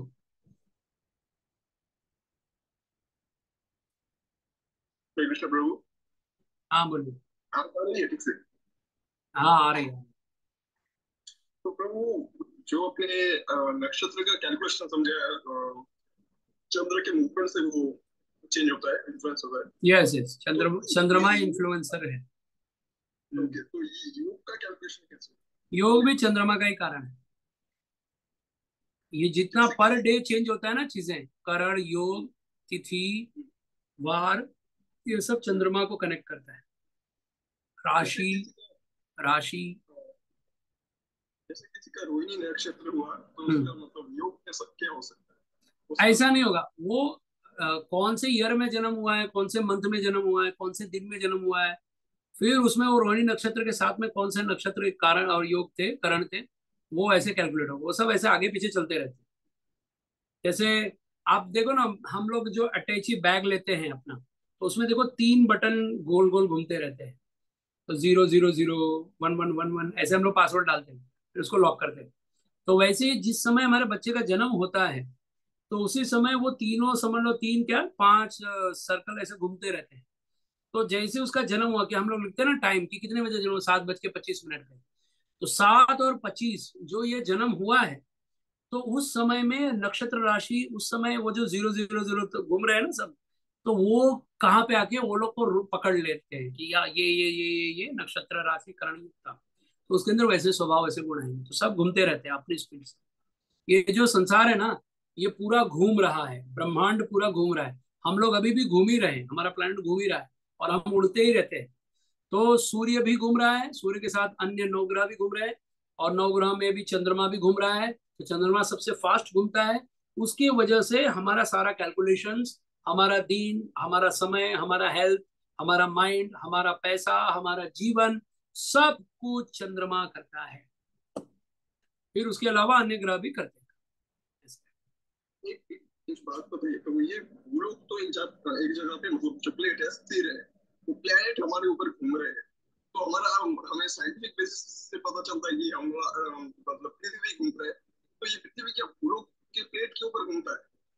नहीं नहीं, पृथ्वी खुद ब खुद, पृथ्वी एक बॉल है, अंडांतरस्थम परमाणु तयांतरस्थम गोविंदमादि पुरुषम तो हम भजामि, ये पृथ्वी जो अंडाकार रूप में है, और ये खुद गोल गोल गोल गोल गोल गोल घूमती रहती है। ऐसा नहीं पृथ्वी घूम नहीं रही, पृथ्वी अपनी स्पीड से घूम रही है। मून सबसे फास्ट कोई घूमता है तो मून घूमता है, ठीक है। मून आता है, फिर मार्स है, हमारे जो नजदीक आता है, फिर ऐसे कर करके सूर्य आता है लास्ट में। तो हम लोग जो डे वगैरह पकड़ते हैं वो मूल मंडे से आता है, पर एक्चुअली सबका सोर्स है सूर्य। तो सूर्य, चंद्रमा, मंगल, बुध, गुरु, शुक्र, शनि। तो शनि सबसे लास्ट में है, और शनि से भी कोई दूर है तो वो है सूर्य। लेकिन कहते हैं कि सूर्य इतना पावरफुल है कि वो भले बहुत दूर है लेकिन बहुत नजदीक है। फिर कहते हैं कि कुछ जगह ऐसा कैलकुलेशन बताया कि एक्चुअली सूर्य ग्रह सबसे नजदीक है, फिर चंद्रमा आता है, फिर मंगल आता है, ऐसा कैलकुलेशन बताते हैं। और शनि सबसे लास्ट में होता है, इसलिए शनि सबसे दूरी से घूम रहा है। तो वो इतना दूर घूमता है ना कि शनि बहुत स्लो लगता है चलते हुए। मतलब आप 10 साल भी बाद भी देखोगे तो शनि आपको लगेगा इधर ही खड़ा है, अभी यहाँ से हिला नहीं। 18 साल 19 साल के बाद में शनि थोड़ा सा मोमेंटम करता है, तब जाकर के एक राशि बदलता है। तो जैसे किसी किसी में शनि आ गया है, तो शनि 7.5 अलग होता है और शनि की दशा अलग होती है। तो 19 ईयर्स शनि एक राशि पर टिका रहता है, और चंद्रमा केवल 2 दिन एक राशि में रहता है। ठीक है, तो ऐसा कैलकुलेशन बताया गया है। प्रभु ये जम्बू द्वीप तो फिक्स चढ़ा एक जगह पे, तो जम्बू हाँ, के ऊपर पृथ्वी जो है, अभी जैसे ये देखो ये बॉल लग रहा है आपको, राइट। तो यहाँ पर कुछ चीजें सब फिक्स फिक्स फिक्स हैं। अभी इसको खोलेंगे तो ये ऐसे करके ये खुलेगा, तो ये फिक्स है। लेकिन ये ऐसे घूम रहा है, ऐसे घूम रहा है, ऐसे घूम रहा है। अब ये नीचे से भी खुल सकता है, ऐसे भी खुल सकता है, पर ये जगह फिक्स है, ये खत्म नहीं होगा, वो वहीं रहता है। ऐसा नहीं कि अभी हम लोग बैठे हैं तो अभी जैसे मैं चेयर पे बैठा हूँ तो ऐसे ऐसे चेयर नहीं घूमेगा, मैं पृथ्वी पर बैठा हूँ, पृथ्वी घूमेगा, ऐसा। चलो आप समझ गए होंगे मुझे लगता है। ओके, आपका माइक बंद हो गया। ठीक है, प्रदीप प्रभु, हमारे टीचर। तो हरे कृष्ण प्रभु जी। यस। हाँ प्रभु जी, जैसे आपने बताया कि दान ऐसे देना चाहिए कि हमें तकलीफ हो, मतलब ऐसा हो कि कितना दान, लोग जब करोड़पति होते हो उसको थोड़े से पैसे दे दो, हर चीज ना पैसा। अरे प्रभु देने के लिए ना कृष्ण। प्रभु जी दिल चाहिए, पैसा नहीं। जो दिलदार होता है ना वही देता है ये सब। पैसा, वो जो करोड़पति होते हैं उनको भगवान दे तो देते हैं, लेकिन वही करोड़पति बाद में भिखारी भी बन जाते हैं अगले जन्म में क्योंकि यही हाल होता है हाँ कि उनको दान देने का नहीं है, तो श्राप मिलता है, श्राप मिलेगा तो फिर से जीरो। इसीलिए कहते हैं ना कि ये यज्ञ दान तपस्या सन्यासी को भी नहीं छोड़ना चाहिए। पर ये सब पुण्य कमाने के बावजूद भी रिस्क है कि आप नरक जा सकते हो वापस। इसके लिए हरिनाम करके निकल जाओ यहाँ से, ये संसार रहने लायक ही नहीं। कुछ भी गलती हो गया तो अगेन फंस जाएंगे, और इतना आसान नहीं यहाँ से निकलने। और प्रभु जैसे भगवान जी बताते कि भगवान श्री कृष्ण भगवद गीता में बताते कि मन बुद्धि मेरे में लगाओ, अगर ऐसा नहीं हो रहा है तो मेरे लिए कर्म करो, अगर ऐसा भी नहीं हो रहा है तो कर्म फल का त्याग करो। तो मतलब हाँ, ऐसे तरीके से कोई भी तरीके से कोई पर्सन कृष्णा कॉन्शियस है तो वो ऐसा माना जाता है कि वो क्षत्रिय वैश्य शूद्र में से चारों में से कोई भी नहीं, या तो फिर चारों उसमें है, जैसा उस पर इक्विवेलेंट होता है उस प्रकार से वो अपने को मतलब उस तरीके से वो हो सकता है। मतलब वो क्षत्रिय भी है और ब्राह्मण भी है उस प्रकार से, तो ये सही है। मुझे समझा ही नहीं आप क्या। मतलब मैं ये कहना चाहता हूँ जो कृष्णा कॉन्शियस जो पर्सन होता है वो क्षत्रिय भी होता है और ब्राह्मी भी होता है, वैश्य भी होता है, शूद्र भी हाँ हाँ, होता है। वो उसका उसका कोई प्रॉब्लम नहीं है कि वो क्या हो सकता है। वो क्षत्रिय ब्राह्मण कुछ भी हो सकता है, पर वो कृष्ण कॉन्शियसनेस है, ये इंपॉर्टेंट है। कृष्ण भक्त है, वो इंपॉर्टेंट है।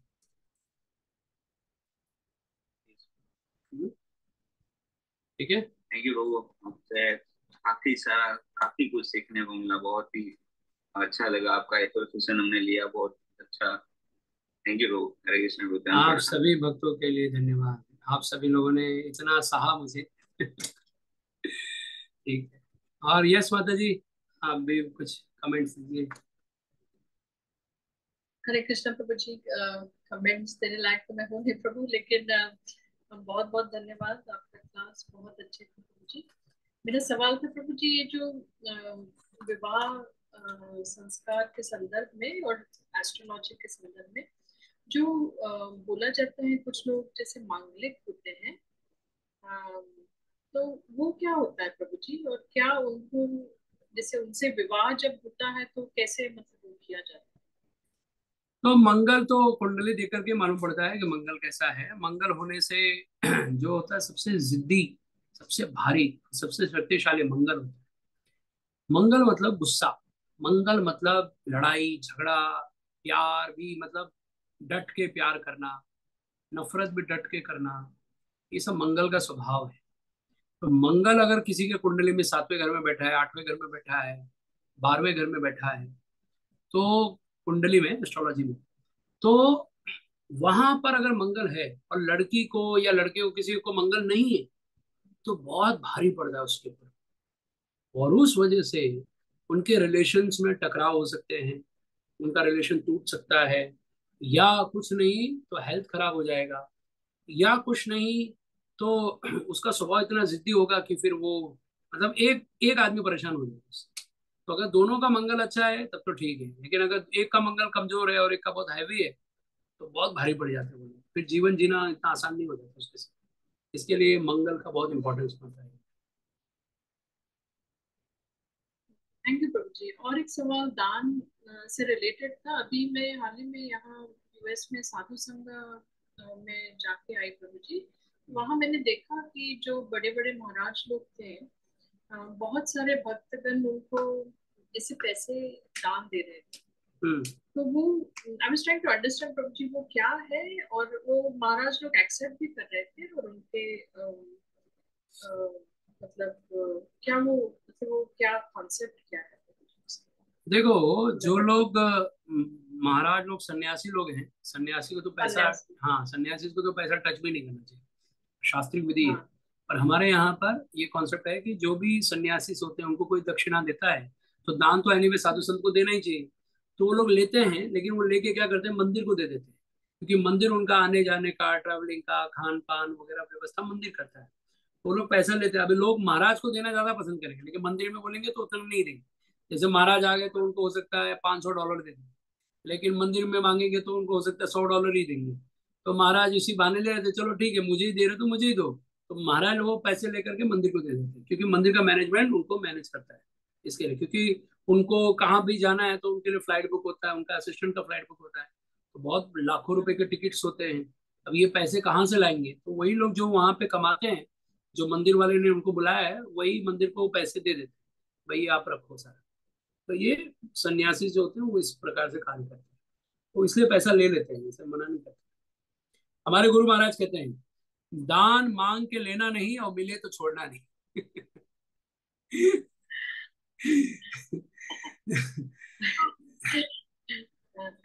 प्रभु जी, धन्यवाद प्रभु जी।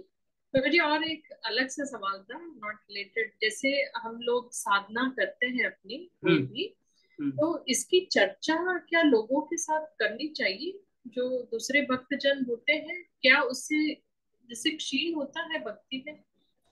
ये साधना सबको नहीं बताना चाहिए। जैसे आपके अकाउंट में कितना पैसा, माता जी?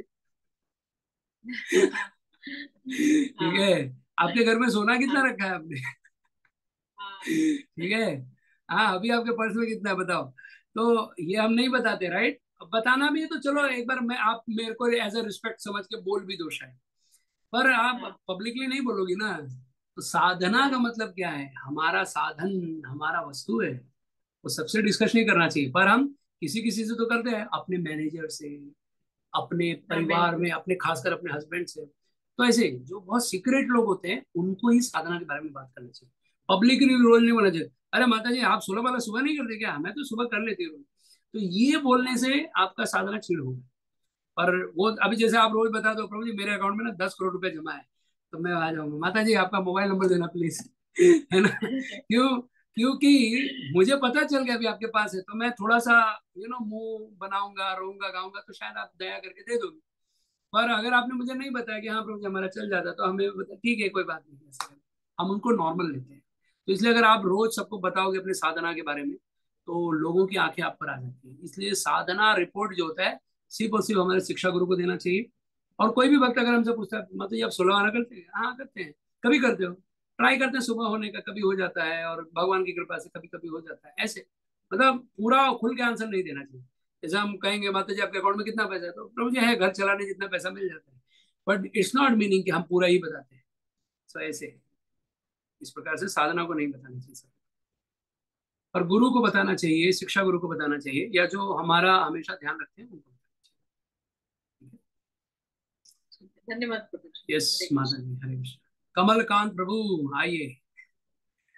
हरे कृष्ण प्रभु। यस। प्रभु आपने आई थिंक परसों के सेशन में एक ही बताया था संन्यास आश्रम का, तो उसमें से ना बताया था कि जैसे हस्बैंड होता है वो संन्यास ले लेता है और जो वाइफ होती है वो अपने बच्चे के पास चले जाती है।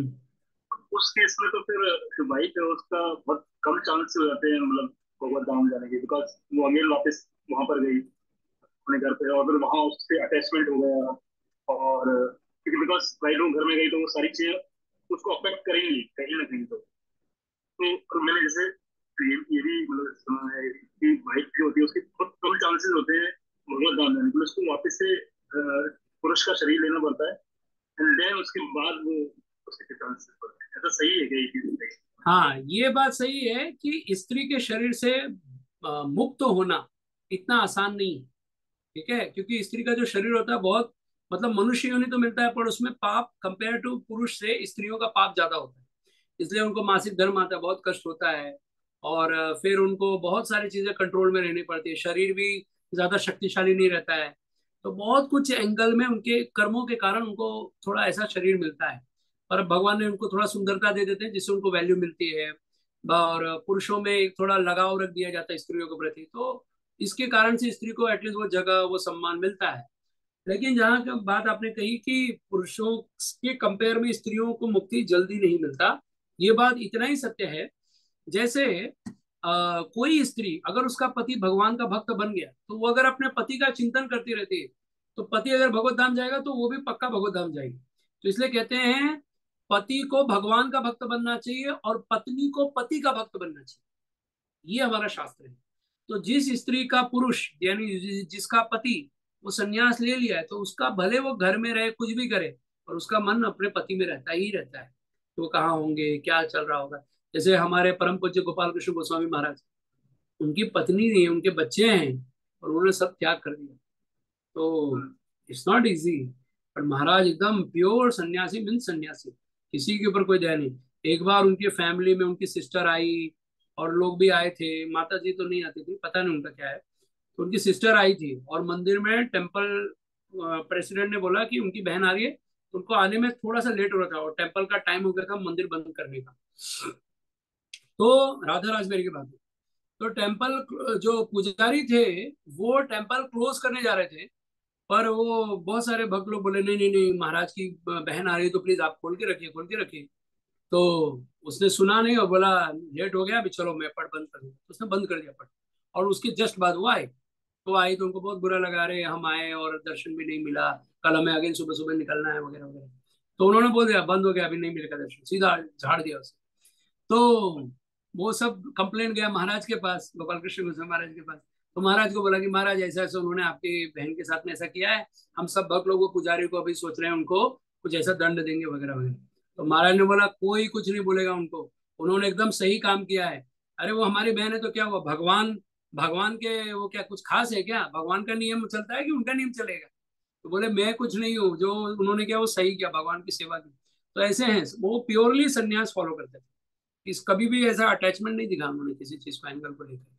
और महाराज बहुत दया रखते थे, खासकर अपने शिष्य और दूसरे शिष्य की, दूसरे गुरु के शिष्यों की बात हो जाए, तो महाराज अपने शिष्य को डांटते थे, और दूसरे गुरु के शिष्य को उसको ज्यादा साइड लेते थे उसका, भले उसकी गलती है और उनके शिष्य की गलती नहीं, तो भी अपने शिष्य को डांटेंगे और उसको थोड़ा स्पेस देते थे। ये उनकी दया थी। तो ऐसे हमारे महाराज। तो ये सन्यासी को, सन्यासी जो होता है उनका जीवन ऐसा होना चाहिए कि चाहे वो फैमिली से कितना भी अटैच हो, लेकिन जब एक बार त्याग दिया तो त्याग दिया, तो केवल और केवल सन्यास जीवन होना चाहिए।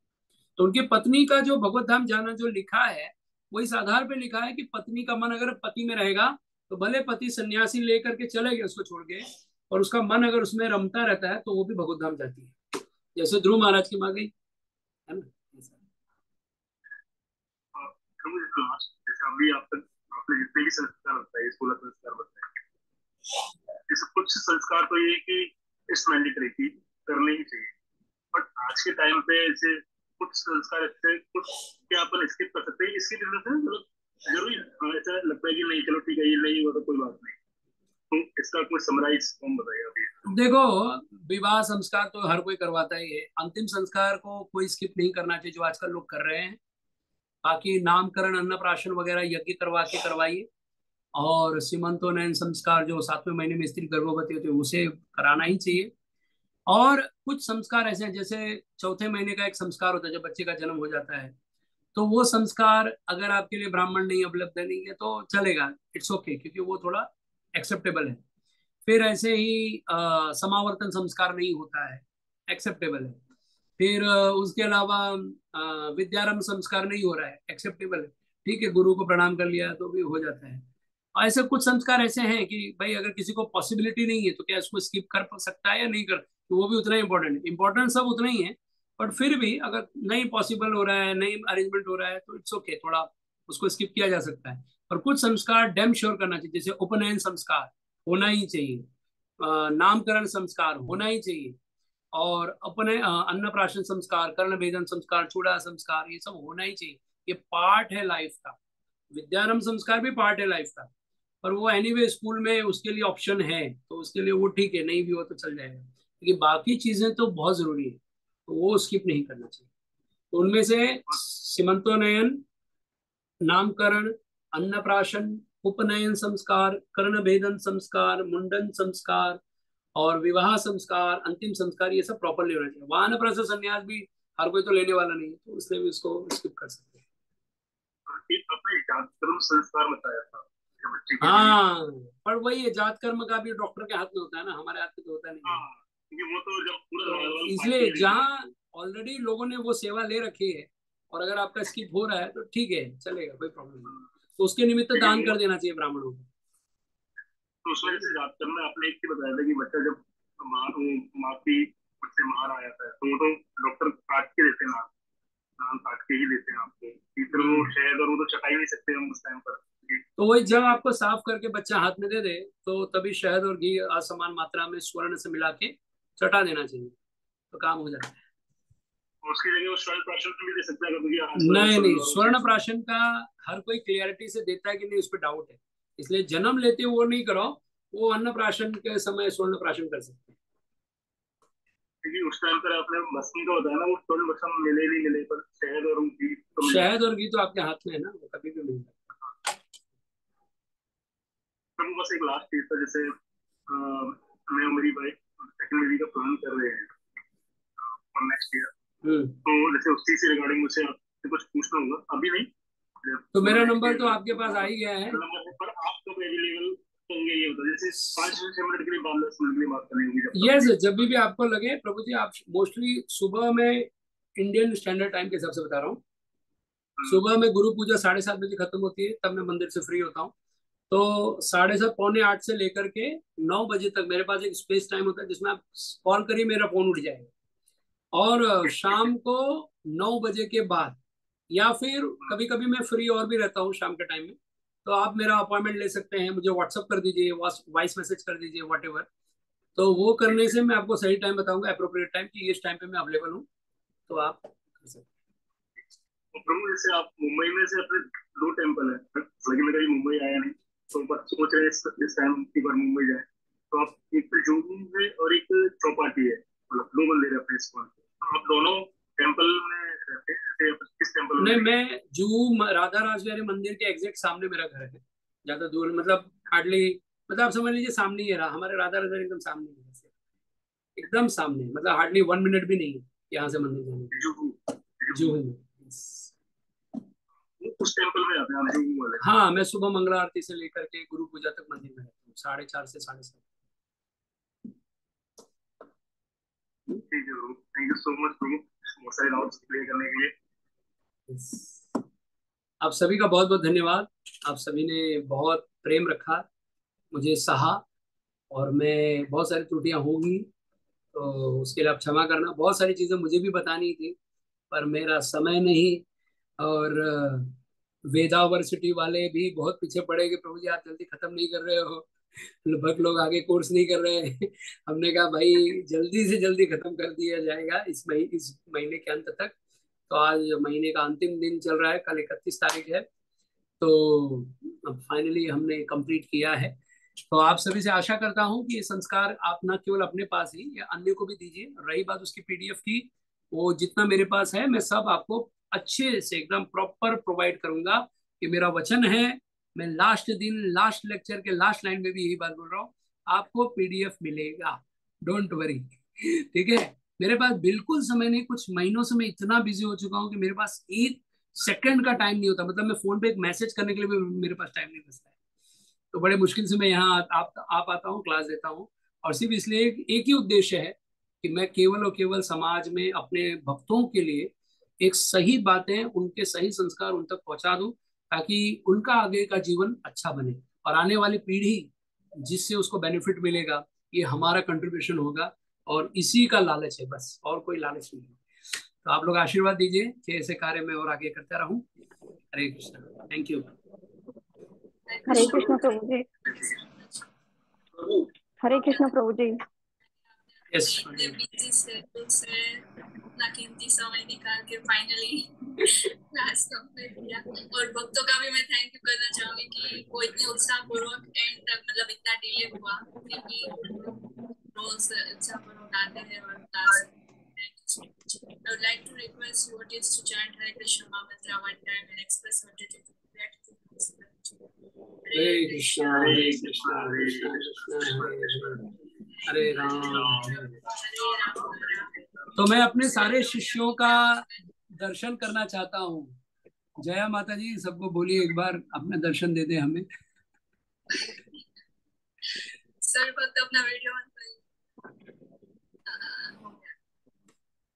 ओके, तो अच्छा, कीर्ति व्यास माता जी यहाँ है। कमल कांत प्रभु, अच्छा ऐसे दिखते हैं। प्रदीप प्रभु अच्छा, शीतल माता जी, ठीक है। बहुत सुंदर, आप सभी को देख के मिल के बहुत अच्छा लगा। और क्या होता है ना, बहुत लोग ऐसे क्लास अटेंड करते हैं फिर बोलते हैं अरे आप हमें नहीं पहचाने, हम आपसे बहुत सवाल पूछते थे। अरे यार कभी दर्शन तो दिया ही नहीं तुमने, कैसे पहचानूंगा। तो दैट्स वाई। तो बहुत अच्छा लगा, आप सारे भक्त लोग बहुत कृपालु हैं, बहुत सरल हैं। और विपिन विहारी प्रभु विशेष रूप से, प्रभु जी आपकी कभी वाणी नहीं सुनी मैंने। एक बार माइक ऑन करके जरा कृपा कर दीजिएगा। हाँ प्रभु जी का माइक खोल दीजिए माता जी। हाँ, हरे कृष्णा। हरे हरे कृष्णा। प्रभु जी कहाँ से हैं आप? मैं एक्चुअली राधाकुंड में हूँ। हरि बोल, जय हो। तो राधाकुंड में मैं अभी मैंने एक आश्रम बनाया है 11 फुट का। अच्छा, ओके, बहुत सुंदर प्रभु जी, बहुत सुंदर। तो आएंगे राधा कुंड में तो आपका दर्शन के अभिलाषी रहेंगे हम। अवश्य अवश्य। थैंक यू प्रभु जी, आप तो बहुत बढ़िया वीडियो ऑन करके बैठ जाते हैं एकदम आराम से, अब पूरा सुनते हैं क्लास। बहुत अच्छा लगा देख के। ठीक है। जगत कीर्ति प्रभु, सब बहुत अच्छा लगा। प्रवीण प्रदीप प्रभु, सूरज प्रभु, हमारे ऑलवेज भविष्य के हमारे प्रचारक। ठीक है, ठीक है। आप सभी का बहुत बहुत धन्यवाद, हृदय से धन्यवाद। Hare Krishna, thank you very much. और किसी को कभी भी कोई भी आवश्यकता पड़े, आप प्लीज, आपके पास मेरा नंबर है ही है। कोई भी रिलेटेड संस्कार, कोई भी चिंता हो, कोई विषय हो, जरूरी नहीं कि आपको कुछ काम काम है तो ही आप मुझसे बात कीजिए। आपको कुछ किसी भी टाइप का हेल्प चाहिए, मैं फुल्ली मतलब अवेलेबल तो नहीं हूँ, पर मैं अवेलेबल हूँ सेवा करने के लिए, आतुर हूँ। तो आपको जब ऐसा लगे कि मेरी आवश्यकता है तो मैं तत्पर हूँ आपकी सेवा में। हाँ, बस मैं मजबूर रहता हूँ, बट जय माता जी ज्यादा अच्छे से जान ली जो मैं बोल रहा हूँ। लेकिन मैं चाहता हूँ आपकी सेवा करना। तो जब भी आपको लगे किसी भी एंगल का, कोई सिचुएशन का, कि भाई इसका सवाल किससे पूछे, तो आप मुझसे पूछ सकते हैं। और मैं भी शास्त्रिक, क्योंकि हमारे पास भी हजारों भक्त लोग पूछते हैं, तो हमें भी राइट आंसर देना होता है। तो हम वो एंगल ट्राई करते हैं कि हम किसी को मिस गाइड ना करें। तो आपको जो भी आंसर चाहिए, कभी भी अगर ऐसा लगे कि भाई पूछना है, तो आप हमसे डायरेक्ट पूछ सकते हैं, हम उसका उत्तर आपको प्रॉपरली दे सकते हैं। ठीक है, ये फिर इसके लिए क्योंकि अब एक जान पहचान हो ही गई है, तो कभी आपको लगे तो आप डायरेक्ट फोन कीजिए, कोई प्रॉब्लम नहीं। ठीक है, तो वो आपका कांटेक्ट मिल गया तो हमारे कांटेक्ट लिस्ट ही कर गए। ये ज्यादा हो गया। मैं तो अपना नेक्स्ट क्लास से अवॉइड कर रहा हूँ। नहीं, एस्ट्रोलॉजी क्लास में कभी मौका बनेगा वेदावर्सिटी में से कोर्स तो अलग से कोर्स बना के लेंगे। वो तभी लूंगा जब मेरे पास पीडीएफ रेडी रहेगा और मेरे पास टाइम होगा, तभी मैं वो क्लास लूंगा, नहीं तो नहीं लूंगा। ठीक है, okay, thank you very much. Hare Krishna. ये प्रभु जी, मैं पीडीएफ के लिए आपको परेशान करती हूँ। यस यस, प्लीज माता जी आप करना, ताकि सूरज प्रभु हम लोग करेंगे वो काम, हाँ? जल्दी पीडीएफ बना करके देंगे। और प्रभु आपके अंतिम संस्कार के ऊपर एक बुक लिखा था, तो उसका नाम क्या है आपने बोला नहीं? अंतिम संस्कार करके, अंत्येष्टि करके एक बुक बनाया हमने, वो है, मैं ढूंढता हूँ, मेरे पास है शायद, मैं दे दूंगा,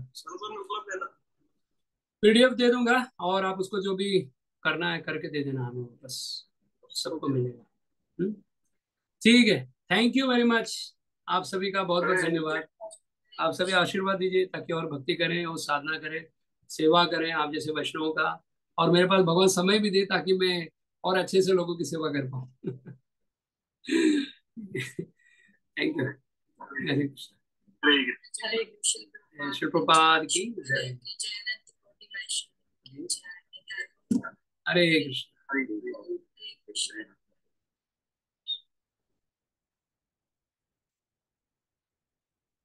हाँ, कोई माता जी प्रश्न पूछ रही थी। यस, बोलिए।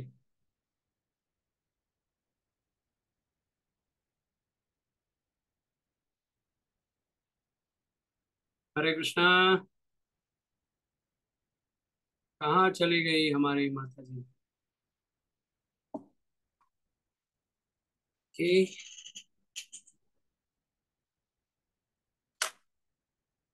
ठीक है, किसी का कोई प्रश्न नहीं है तो गार्गी माता हरे जी आप कृष्ण प्रभु। पूछने वाली थी क्या? हाँ जी, हरे कृष्ण प्रभु जी, दंडवत प्रणाम। धन्यवाद, बोलिए माता जी। जी, मैं कल भी पूछना चाह रही थी, पर लेकिन इतनी मतलब बातें चलती रही, मतलब प्रश्न होते रहे तो मैं नहीं पूछ पाई। मेरा कल के टॉपिक पे प्रश्न है कि जैसे कि जब कोई मर जाता है, जिसका अंतिम संस्कार होता है, और जो 13 दिन के बाद में जो क्रियाक्रम जो भी हो, जो चलता रहता है, तो जैसे हम लोग रिलेशन वाले उनके घर जाते हैं, तो आ, हम लोगों को फिर आके जैसे भगवान की पूजा और जाप वगैरह और भगवान का जैसे भोग वगैरह, ये सब हमें नहीं करना चाहिए क्या, या मतलब शुद्ध किसी होके का वहां मृत्यु से हो गया करना तो? चाहिए? जी जी। हम्म, तो हमें उनके घर जा करके अपने घर से भोग बना करके ऑफरिंग करना चाहिए, और अपने घर का भोग नहीं लगाना चाहिए भगवान को। मतलब अगर आपके यहाँ श्राद्ध सूतक लगा है तो आपको नहीं करना चाहिए। नहीं प्रभु जी, जैसे रिलेशन में जैसे दूसरों के जैसे हम जाते हैं, तो हम अपने घर में जैसे आके जैसे ये पूजा करते हैं, शाम को आरती करते हैं, या जैसे शाम का भोग लगाते हैं, तो वो हमें नहा के ही बनाना चाहिए, मतलब सर से नहा के, या फिर मतलब ऐसे ही नॉर्मल हमें पूजा कर लेनी चाहिए बिना नहाए? नहीं नहीं, नहा करके पूजा होती है, लेकिन आपके यहाँ सूतक लगी तो आप पूजा नहीं कर सकती ना माता जी, रिलेटिव में भी अगर मृत्यु हुआ है तो। रिलेटिव में तो प्रभु जी, तो हमें मंदिर वगैरह वो सब जैसे कि बच्चा होता है तब भी कहते हैं कि सूतक लग रहे हैं, और जैसे वो दूर रह रहे हैं, अ, हाँ और हम लोग उनसे बहुत दूर हैं, कम से कम सौ हाँ, किलोमीटर तो 50 किलोमीटर जैसे। सूतक जो तो सौरी और सूतक जो है, ये कोई आ, भौतिक वस्तु नहीं है, ये टच करने से ही होता है। ये एक्चुअली सूतक सौरी जो होता है, ये विधान है, एक नियम है, जैसे रूल्स होता है। जैसे अभी एकादशी लगा तो हम मंदिर में रहते तो ये एकादशी फॉलो करेंगे ऐसा नहीं है ना, वो तिथि के अनुसार करते हैं। तो वैसे ये दिन जो जाते हैं वो दिन उस फैमिली वालों को लगते हैं। जैसे आपका जिस फैमिली से आप अपने आप को बिलोंग बताती हो कि भाई हम इस खानदान के जी हैं, तो उस खानदान में होने वाले सुख दुख में भी आपको प्रभाव पड़ता है, और होता भी है। अभी आप अंबानी की फैमिली से रहोगी, हम तो आपको थोड़ा ज्यादा वैल्यू देंगे, राइट? और अगर आपका किसी ऐसे व्यक्ति से संबंध है जो बहुत सेवा करते हैं तो भी आपको सम्मान मिलता है। तो उनके जीवन में अगर दुख आए तो वो दुख आपको भी मिलता है, तो वो इस तरीके से कैलकुलेशन होगा। ठीक है। जी प्रभु जी। और प्रभु जी, एक थोड़ा सा जैसे कि हम जैसे अगर दान देना चाहें, तो जैसे गली में जो मांगने वाले आते हैं, तो क्या हमें फिर हमें तो पता नहीं रहता कि वो जैसे हमसे ले जाके क्या करते हैं। तो तो हमें क्या उन लोगों को तो देना उनको चाहिए? नहीं। अनाज देना चाहिए। देखो, अनाज या फल या मिठाई या कुछ सब्जी, वो दे दो। वो क्या करेगा, खाएगा या फेंकेगा? तो वो एनीवे कीड़े को भी मिलेगा, तो कीड़े लोग भी आपको आशीर्वाद ही देंगे, तो वो चलेगा। उसके अलावा पैसा नहीं देना चाहिए। पैसे से फैसिलिटी मिलती है। अगर आपने 10 रुपए दिया और दूसरे ने 10 रुपए दिया, ऐसे 100 रुपया हो गया, दारू का एक बोतल मिल गया, खत्म कहानी। जी प्रभु जी। वो सोच समझ के देना जी चाहिए। जैसे कि जैसे हम जो हमें मतलब भक्ति में आगे करने के लिए, जैसे यशिका माता जी हैं, तो अब पहले हमें मंगला आरती करनी चाहिए, या फिर हम उन्हीं के आदेश में मतलब भक्ति कर रहे हैं, और तो हमें पहले मंगला आरती करनी चाहिए जैसे उठ के, या फिर हमें सीधा हरि नाम जाप करना चाहिए? अगर मंदिर आपके नजदीक है तो आप मंगला आरती पहले कर लीजिए। लेकिन अगर आपके घर प्रभु से जी मंदिर मंदिर, बहुत दूर है तो क्या प्रभु होता है, जी मैं सुबह मंदिर तो सुबह। जा ही नहीं पाती हूँ। हाँ, तो मैं वही बोल रहा हूँ, तो सुबह सुबह अगर आप मंगला आरती करने लगोगे घर में, तो सबका नींद डिस्टर्ब हो जाएगा। ठीक है। जी तो इसके लिए पहले जी जप कर लेना चाहिए। और फिर बाद में जब सब लोग थोड़ा 6 बज गया, 6:30 बज गया, तो सब उठने लग जाते हैं, तब आप अपना मंगला आरती करो, गाओ अच्छे से। तो इससे क्या होगा, जपा भी शांति से हो गया, डिस्टर्ब भी कोई नहीं हुआ। और आपका जपा भी सुबह सुबह जल्दी जपा हो जाता है, तो अच्छा हो जाता है। क्योंकि घर के लोग जब उठेंगे तो आपको भी काम आएगा, झाड़ू मारो, पोछा मारो, नाश्ता दो, ये दो वो दो। तो एनीवे आपको टाइम नहीं मिलेगा।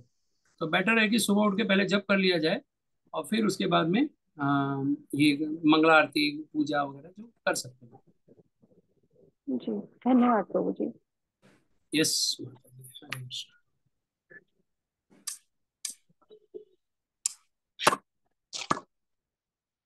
ठीक है, और किसी का कोई प्रश्न है? ठीक है, बहुत बहुत धन्यवाद आप सभी का। हरे कृष्णा।